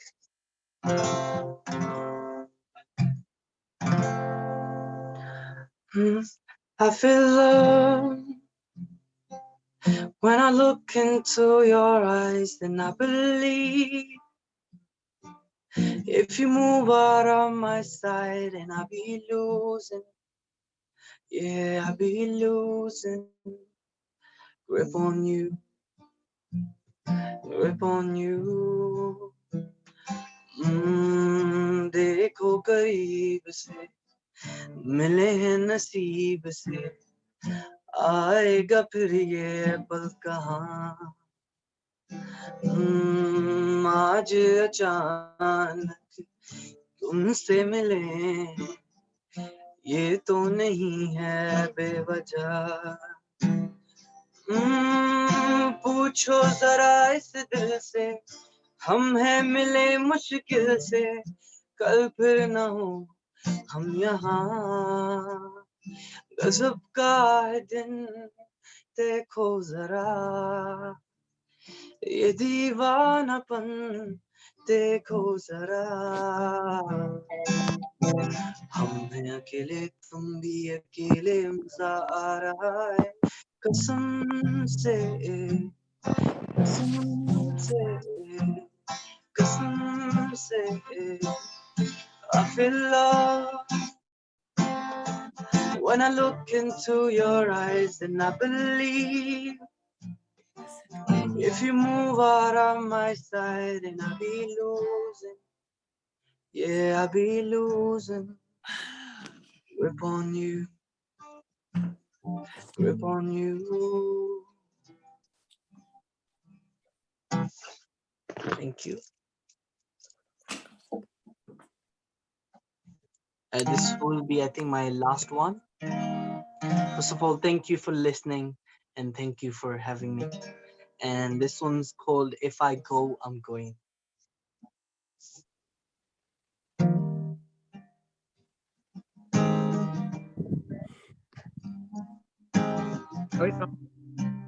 Yeah. This house, she's holding secrets. I got my chain behind the bed.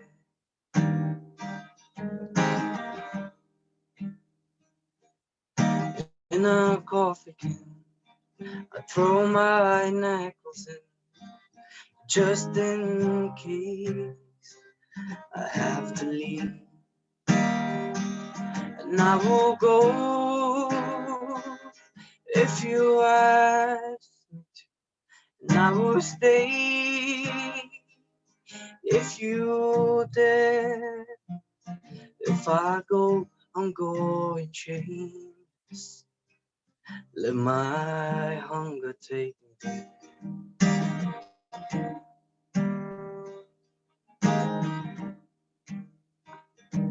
This house, she's quite a talker. She creaks and moans. She keeps me up. And the photograph, know I'm a liar. They just laugh as I burn them down. And I will go if you ask. And I will stay if you dare. If I go, I'm gonna fight. Let my anger take the shingles, man, they're shaking. The back door's burning through. This whole house, she's quite the talker, quite the keeper of. And I will go if you ask, and I will stay if you dare.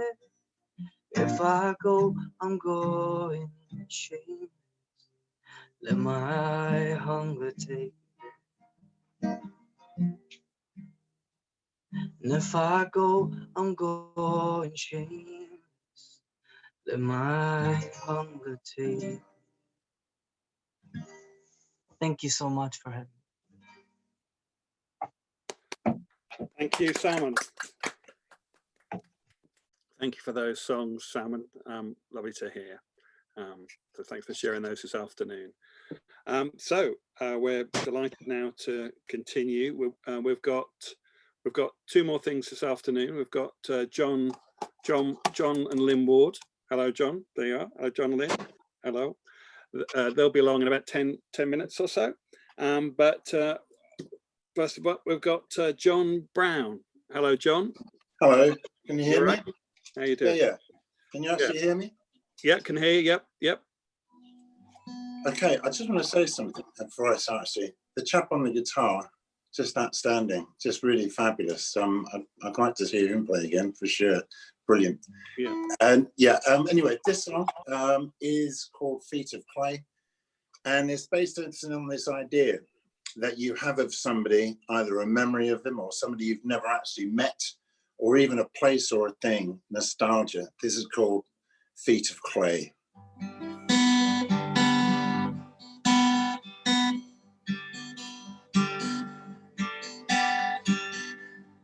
They met up by a river in a half-forgotten dream. They talked about the things they missed, the way they might have been. He wanted her to hold him, to tell him that she cared. But she turned her head away, as if he wasn't her. He saw his life before him, the places he would go, the questions he would ask himself, the things he'd never know. He would have a fortune, a life devoid of pain. He would give it all away to hear her call his name.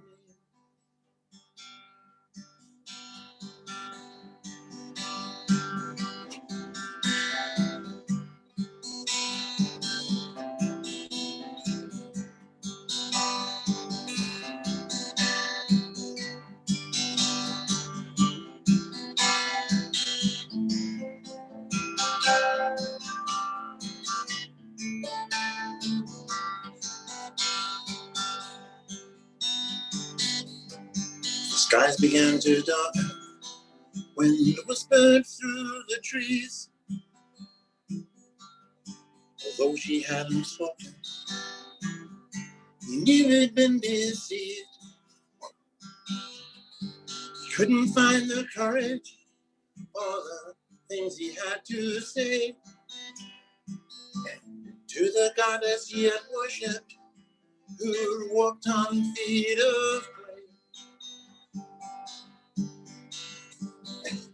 To the goddess he had worshipped, who walked on feet of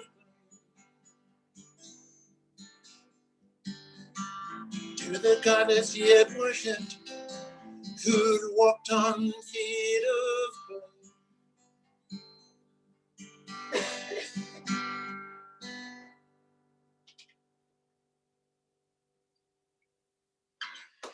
Okay, thank you very much. I thought I'd try something. This one is called See the Little Soldier Boys, and it's just based on this, on the idea of child soldiers and how it works. And as I said, it's called See the Little Soldier Boys.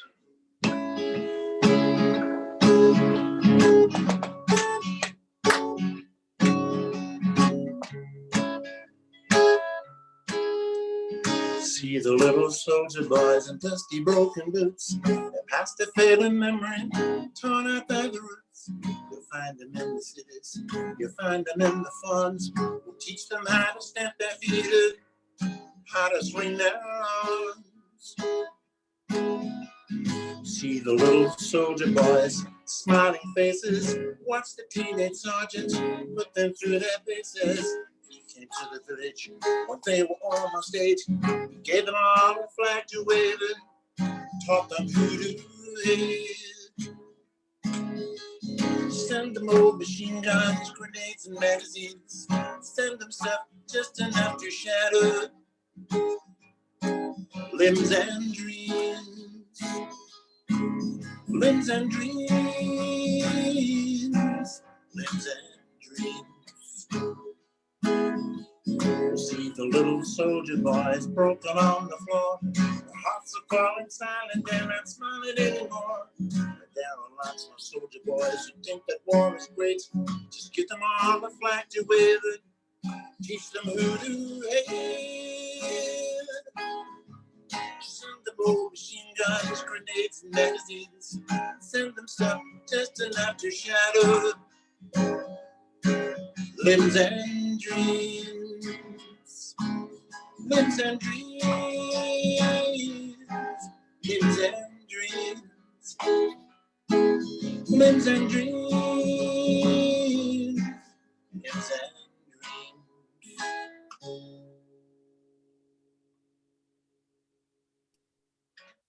okay, right.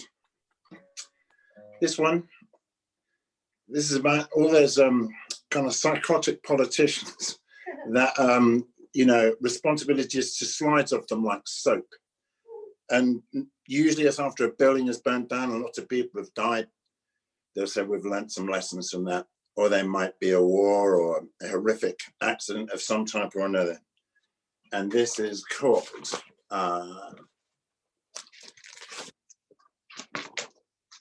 and 1 second.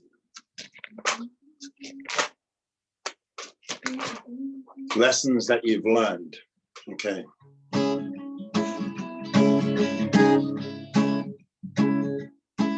When you avoid the worst, you rearrange your tie. The smile around your mouth never seems to meet your eyes. You say I'm gonna change things, but you don't say how or why. Then you take my hand, both of yours, and tell another lie. Don't nod your head and thank me, voicing my concern, 'cause I don't wanna know about the lessons that you've learned. I don't know how many years it's been since you last came to my door. Hope just up and left me, doesn't live here anymore. I hear you've been solving problems, but you didn't help me in mine. The posters must have told you we were doing fine. Don't nod your head and thank me for voicing my concern, 'cause I don't wanna know about the lessons that you learned.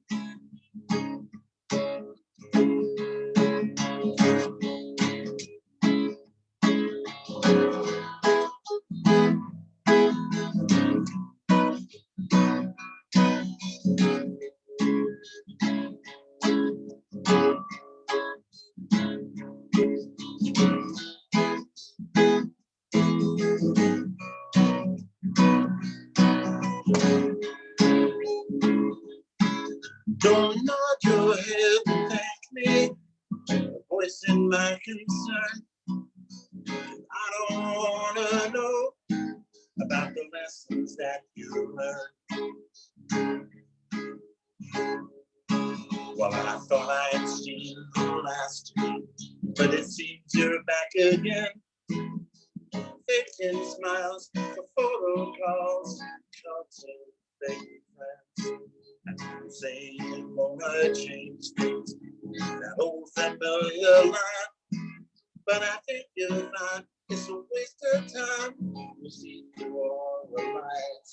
So don't nod your head and thank me for voicing my concern. 'Cause I don't wanna know about the lessons that you learned. Don't nod your head and thank me for voicing my concern. 'Cause nothing ever comes of the lessons that you've learned. Thank you very much. Do I have time for one more? Is that it? I think we probably, that should be it, John, if that's okay. Okay, no worries. Well, thank you very much for having me on there. You take it easy.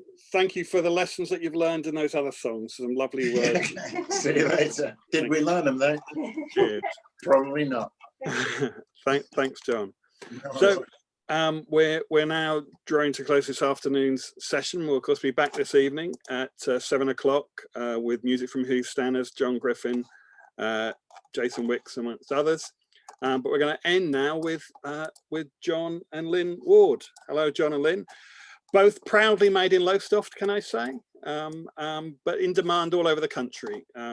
John now has 8 albums to his credit. Most recently, the Life Drawing, which came out last year, I believe, John. So we're looking forward to seeing what you're going to share with us this afternoon. Over to you, John and Lynn. Oh, you're on Facebook too.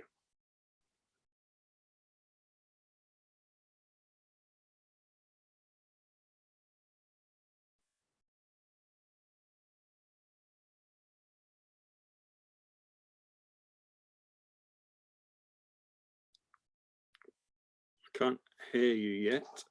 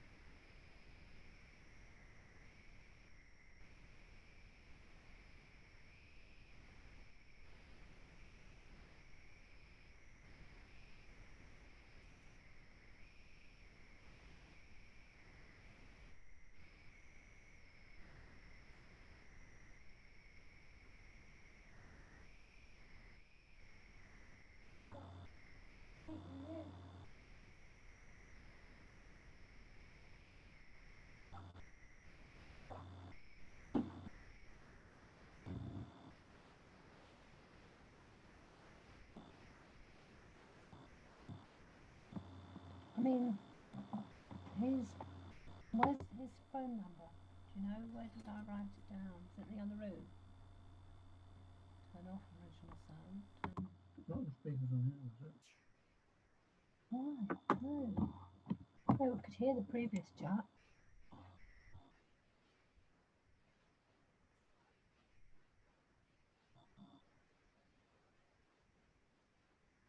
Oh, is that his one? Hmm? What do you mean? What do you mean, see what he's doing? Him. Yeah, who? He's the organiser, isn't he? I won't go to hear him. He'll be quiet because you can't just talk to people like that.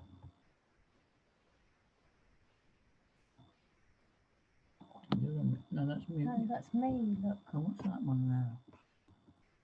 Oh, it's crossed off. Right, yeah. Hugh, can we've got a problem with the sound on Zoom, haven't we? So is there any chance that you can unmute John, or isn't that possible? I can see them on Facebook, but I can't hear them here.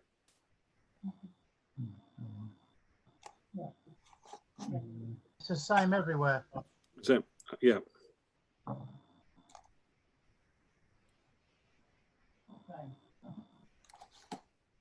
Feeling. Because we're learning that big time at the moment, of course. Just having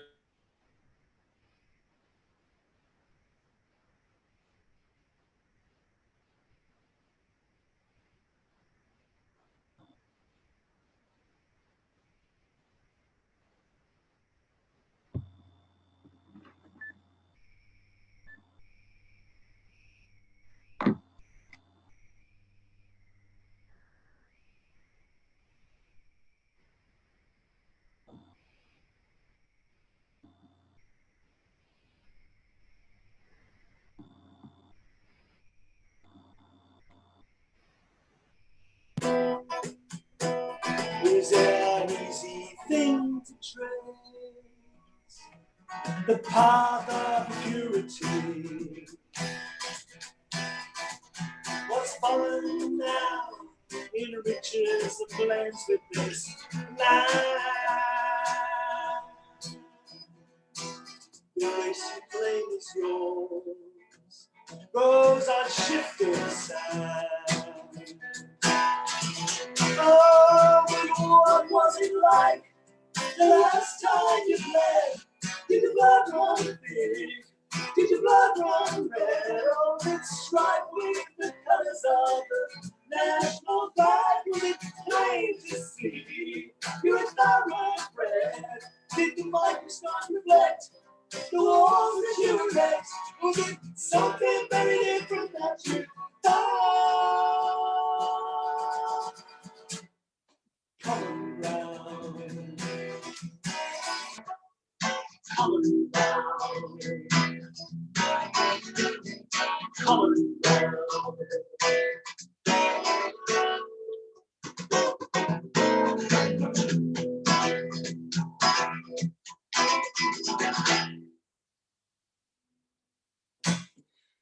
Common Ground from the album of the same name. There we are. Oh, I've just taken that off and I meant to keep that on. I kept it on through the last song and didn't use it. And then I was going to use it for this one. So, yes, that was what binds us together. Well, this is a Workers' Day, Workers' Weekend celebration, if you like. Here's a great song written by Bruce Springsteen. This is not one of mine. But Bruce couldn't be here today because of social isolation. He's always popping around. You know how it is. We all well goes, oh, it's the boss again. You know. That just means it's me at the door, doesn't it? Yes, it does. It's been out for the shopping. So this is a song called Factory. We did this one for Jill and Harry, as we know Jill and Harry like Bruce Springsteen a little bit. Song from Darkness on the Edge of Town. It's about the working life, being tough and monotonous and dirty. It's got a chorus, you can join in. Early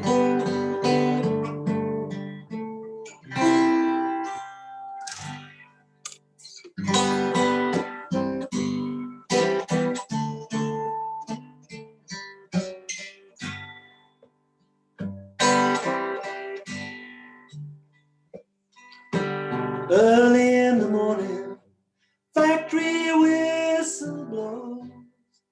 Man rises from bed, puts on his clothes, takes his lunch, goes out in the morning light. It's the working, just the working life. Yes, it's the working, just the working life. To the mansions of fear, through the mansions of pain, see my daddy walking through those factory gates in the rain. Factory takes his hearing, factory gives him life. It's the working, just the working life. Yes, it's the working, just the working life.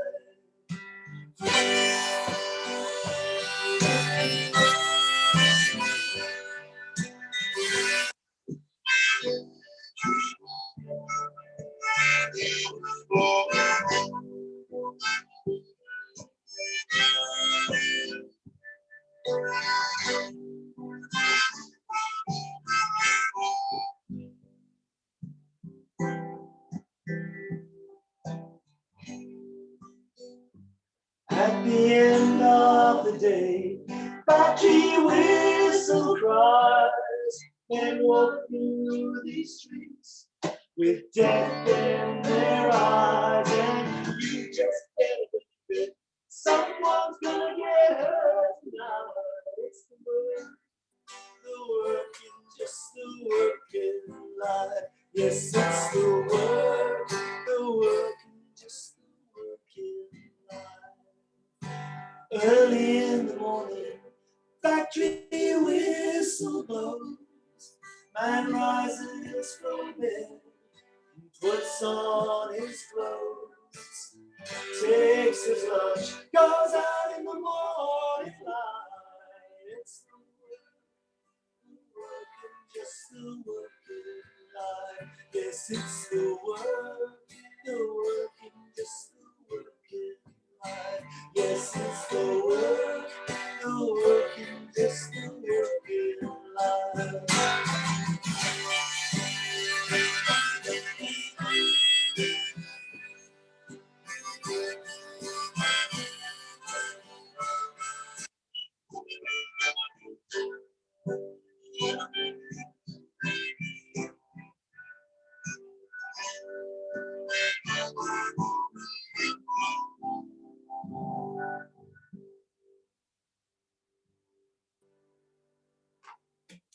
There you go. Factory, Bruce Springsteen. Great song. I'm slightly concerned in the singing parts of that this instrument would be too loud, so I was holding back. Fingers crossed, it wasn't too loud. It's quite difficult to play it It's a loud quietly. instrument. Yeah. Okay, so. Okay. We'll have a song called Pull the Ladder Up now. Mel and Kev say maybe these days it's the furloughed life. That's a good one. Very good. I'll have to remember that. Yeah. Well, thank you, Anita. We appreciate that. Yes, thank you. Kind We can words. see some, for those of you maybe watching on other formats, we can see people commenting on Facebook coming in. So that's nice. Always it's nice to feel there's people out there. Otherwise, we're just singing into an iPhone. Yeah. And that's a bit sad. We do it. We always sing it. All right. So this is called Pull the Ladder Up. It's about quite a few things, really. It's kind of about the lack of opportunity. It's a fact that most of the top jobs in this country, judges, heads of big corporations, top civil servants, top politicians, the majority of them have gone to private schools and or Oxbridge. Very told it's always a level playing field, and it certainly isn't. It depends what you've been born into and how you've been born. And you can have people who work very hard and work their way up. I think Normal Wisdom's a great example of that. People can do it, but everyone has had luck along the way. There's no doubt about it, if they're honest enough. We're very lucky to be in the position we're in, and have a roof over our head and goods in the stomach and all that. So you have to remember that. Good parents, all that kind of thing. It makes a big difference. So this is called Pull the Ladder Up. See if we can get through it all right. We normally have a band. Les and Steve can't be here, but obviously. So we'll see how it goes. Pull the ladder up, pull the ladder up, heave ho, don't let go and pull the ladder up, pull the ladder up, pull the ladder up, heave ho, don't let go and pull the ladder up. The people with the power are the ones the systems work for. They are the dogs that hate the dogs, and that's the one the race. And they're not inclined to be so kind to open doors. They're in no hurry to let someone else take their place. They will tell you they have won for every pound they make. Believe in blood and egos, luck would never play a part. But when they say that you can do the same, they are afraid you will see the lies. You stay in the hole and cry, pull the ladder up, pull the ladder up. Heave ho, don't let go and pull the ladder up, pull the ladder up, pull the ladder up. Heave ho, don't let go and pull the ladder up.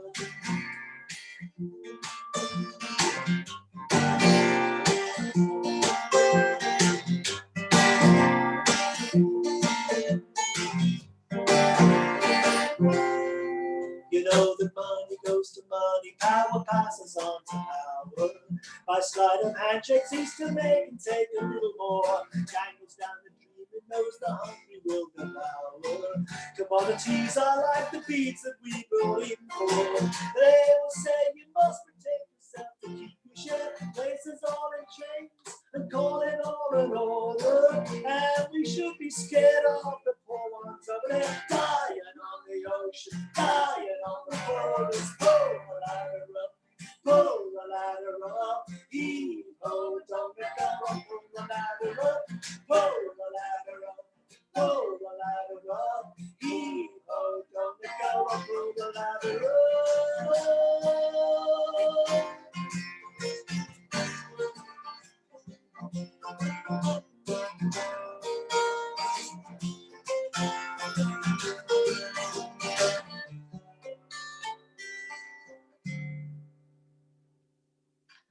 There's a girl who can't sleep at night for hunger.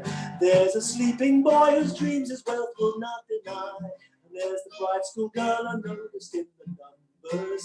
The boy with all the opportunity that cash can't buy.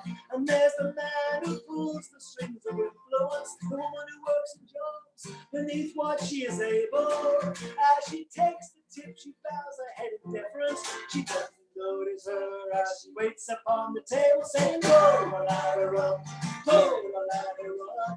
Heave ho, don't let go, pull the ladder up, pull the ladder up, pull the ladder up. Heave ho, don't let go, pull the ladder up. Say, pull the ladder up, pull the ladder up. Heave ho, don't let go, pull the ladder up, pull the ladder up, pull the ladder up. Heave ho, don't let go, pull the ladder up.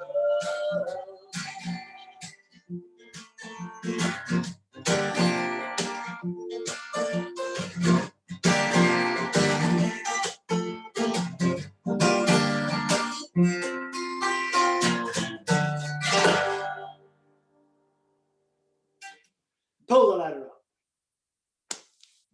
What album is that from, John? That's Is from it Sargasso. That's from the album, the one before the last one. The latest one is Life Drawing, and that's from the one before, Sargasso. And the CDs, if you do like the music, the CDs are all available on through John's website, which is John.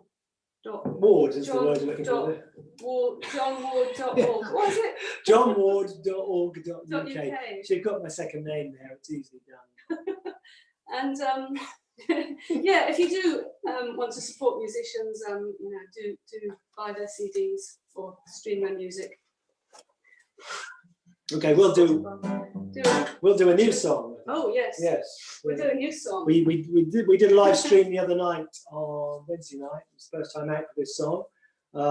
It's the second time out today, this afternoon. We'll see if it goes all right. It might not, but that's part of the thing about this home gigging thing, is that, oh well, we'll see how it goes. Yeah, we're learning a lot through social isolation and all that. Yeah, and one of the things we're learning is how to work this flipping technology. Yeah, we're getting there. We're getting Zoom there. and everything. Yeah. This is called Flim Flam Man. It's about political leadership. Hopefully a wry look at it, not too serious. But it is pretty serious, the political leadership we've got at the minute. It's not great, is it? There's some, well, what can we say? Hopefully this song will say it. Well, hopefully. Yeah. You know, we'll see. I'm just going to look at the comments here. Oh, thank you, Harry. Harry was hoping we would play this one. What's on the board? What would I like, Sam? What's on the board? What would I like, Sam? Oh, I see. That's replying to someone. Okay. Right. Okay, this is called Flim Flam Man. Here we go. Let's hope we get through it.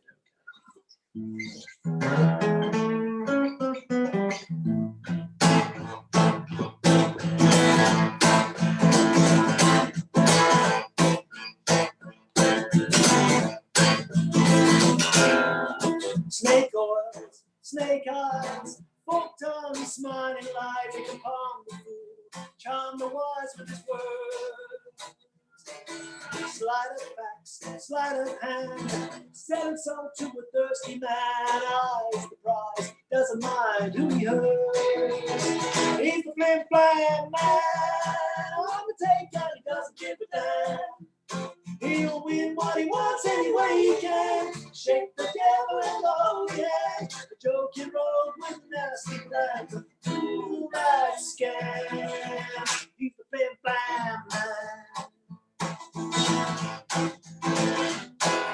War or peace, fire or rain, doesn't matter as it's all the same. There's greenbacks to be gained from either end. A face for you, a face for me.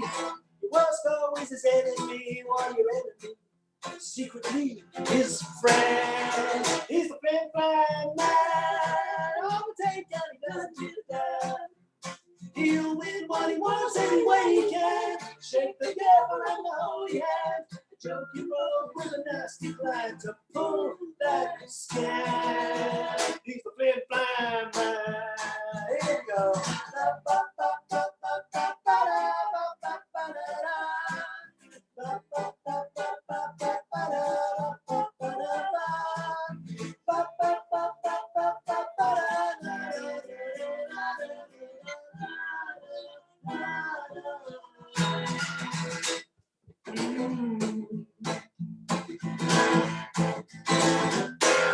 Bag of tricks, bag of charms, hold you in his loving arms, his special bomb.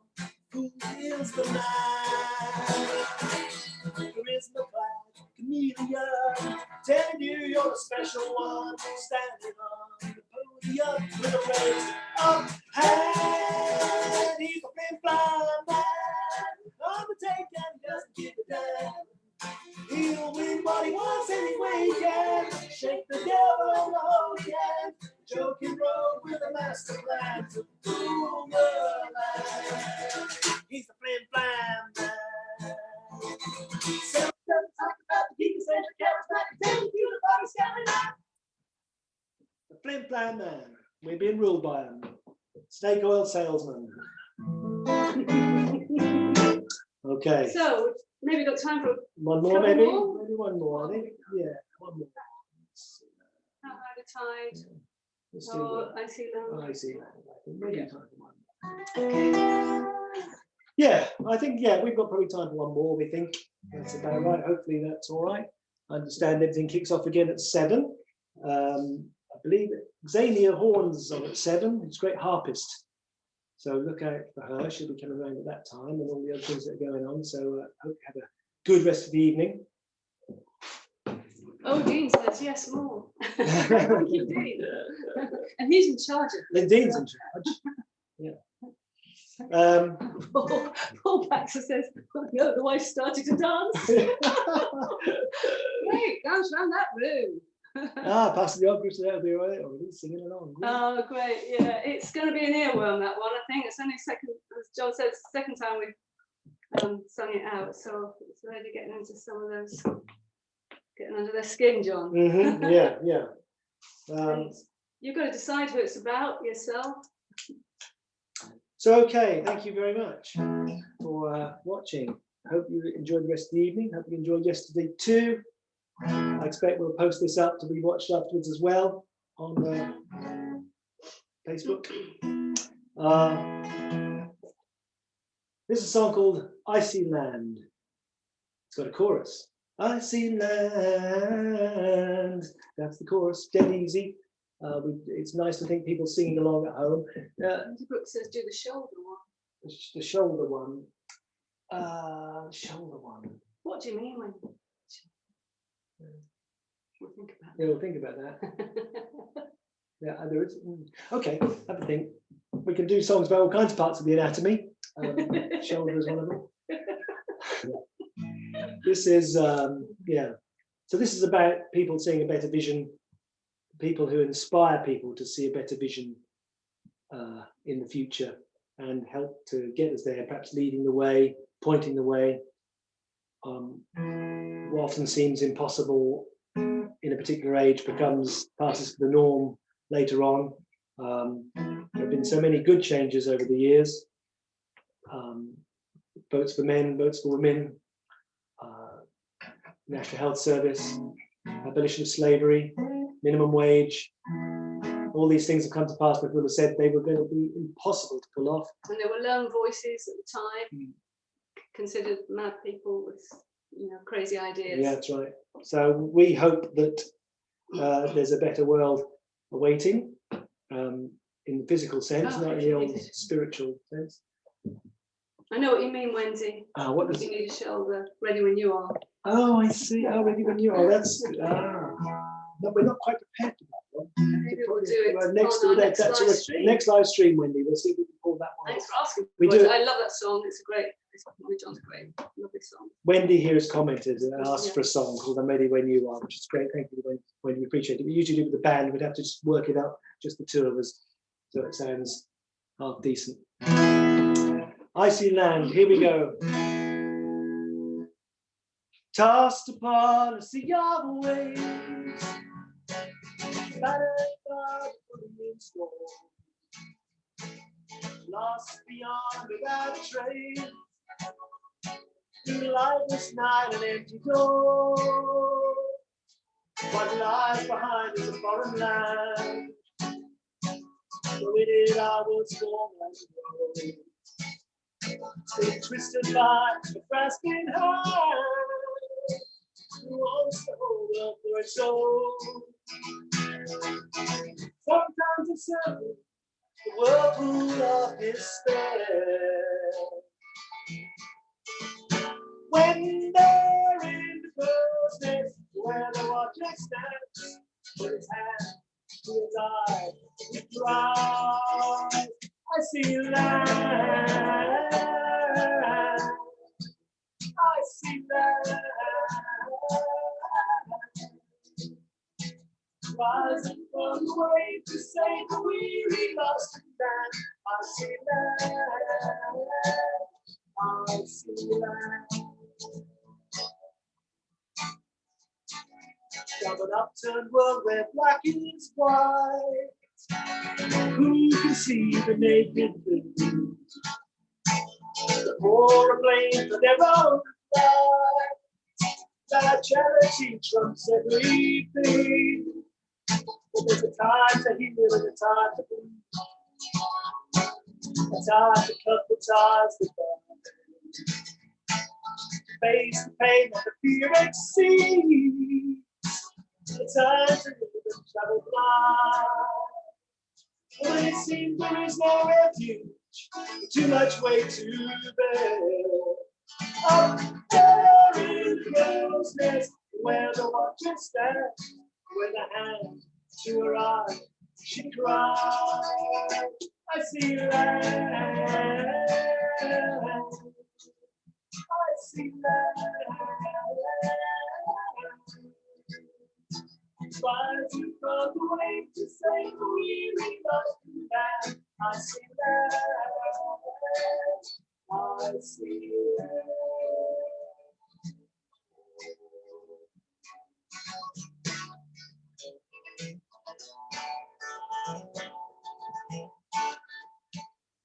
So here's to Gandhi and Dr. King, Emmeline and Rosa too. Bevan and Mandela, it's to you I sing, and all the ones who sail in you. Do we need a leader? Do we need a guide? The far-right soul of the sea much more. Take our signal to the other side. Is it in ourselves we find that shore? For all those who suffer under the weight of care. Up there in crow's nest, where the watcher stands, in the dark hour of the age, she cries. I see land. I see land. Rising from the waves to save the weary, lost and damned. I see land. I see land. I see land. Rising from the waves to save the weary, lost and damned. I see land. I see land. I see land. Thank you very much. Hopefully we'll see you again soon. We're popping up every now and then. We're playing at a festival next week, an online festival, folk on the pier or in the pier or off the pier or something. Look out for that, and then we'll do one of our own live streams later on. Are we done? Somebody's asked to spread the load out, but I think we're done now. Are we done, Dean? Are we done? Who knows? Spread the load out would be a good one to finish on, but I don't know if we've got any more time. Perhaps. Are we allowed? Hello, David. You all right? Oh, hi, David. Yeah. Oh well, maybe shall we just go for it? Okay. All right. We will do one more. Somebody's asked for a song called "Spread the Load Out," which we'll see. Oh, Dean said, yeah, one more. Okay. Thank you, Dean.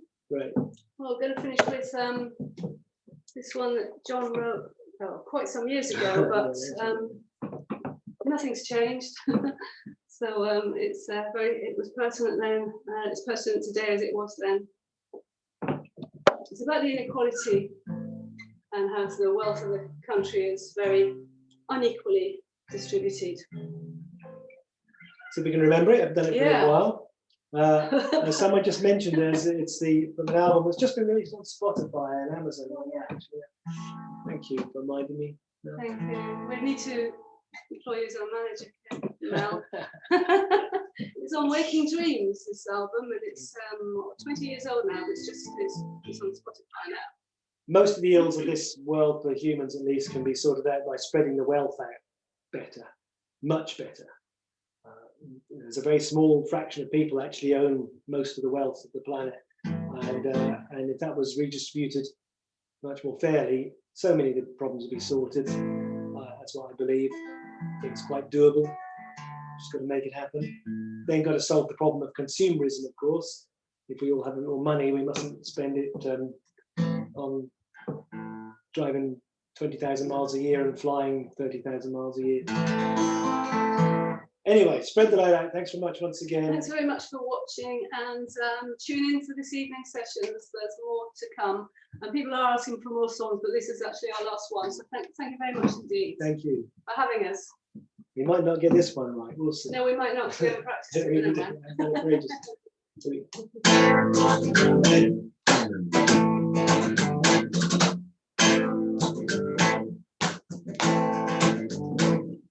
One man lives in a mansion, the other in a basic slum.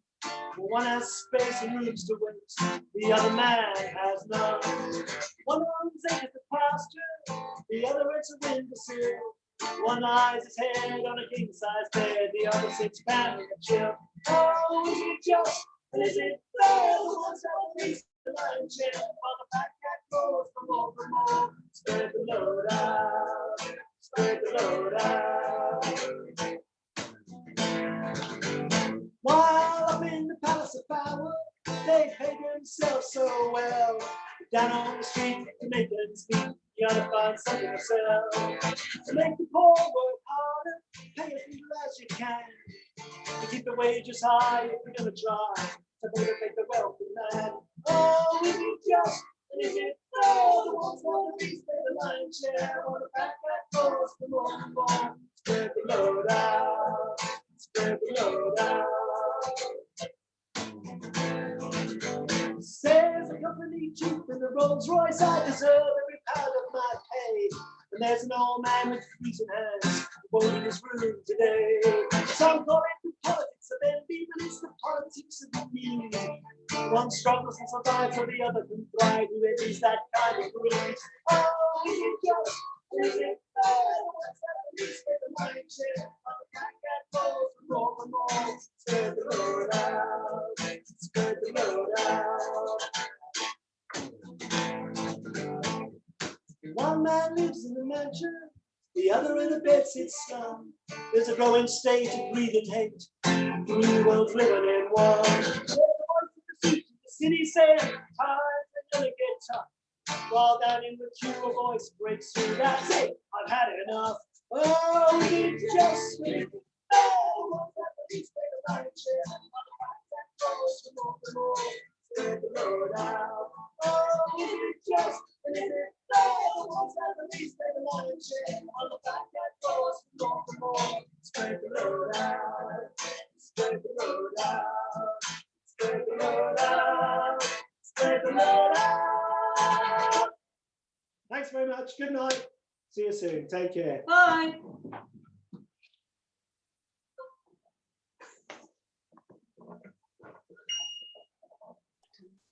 Thank you, John and Lynn. That was lovely.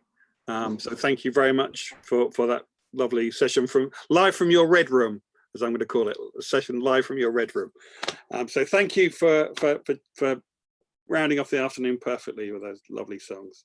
I will be back at 7 o'clock. So have a nice dinner or tea, and I'll see you then. Bye.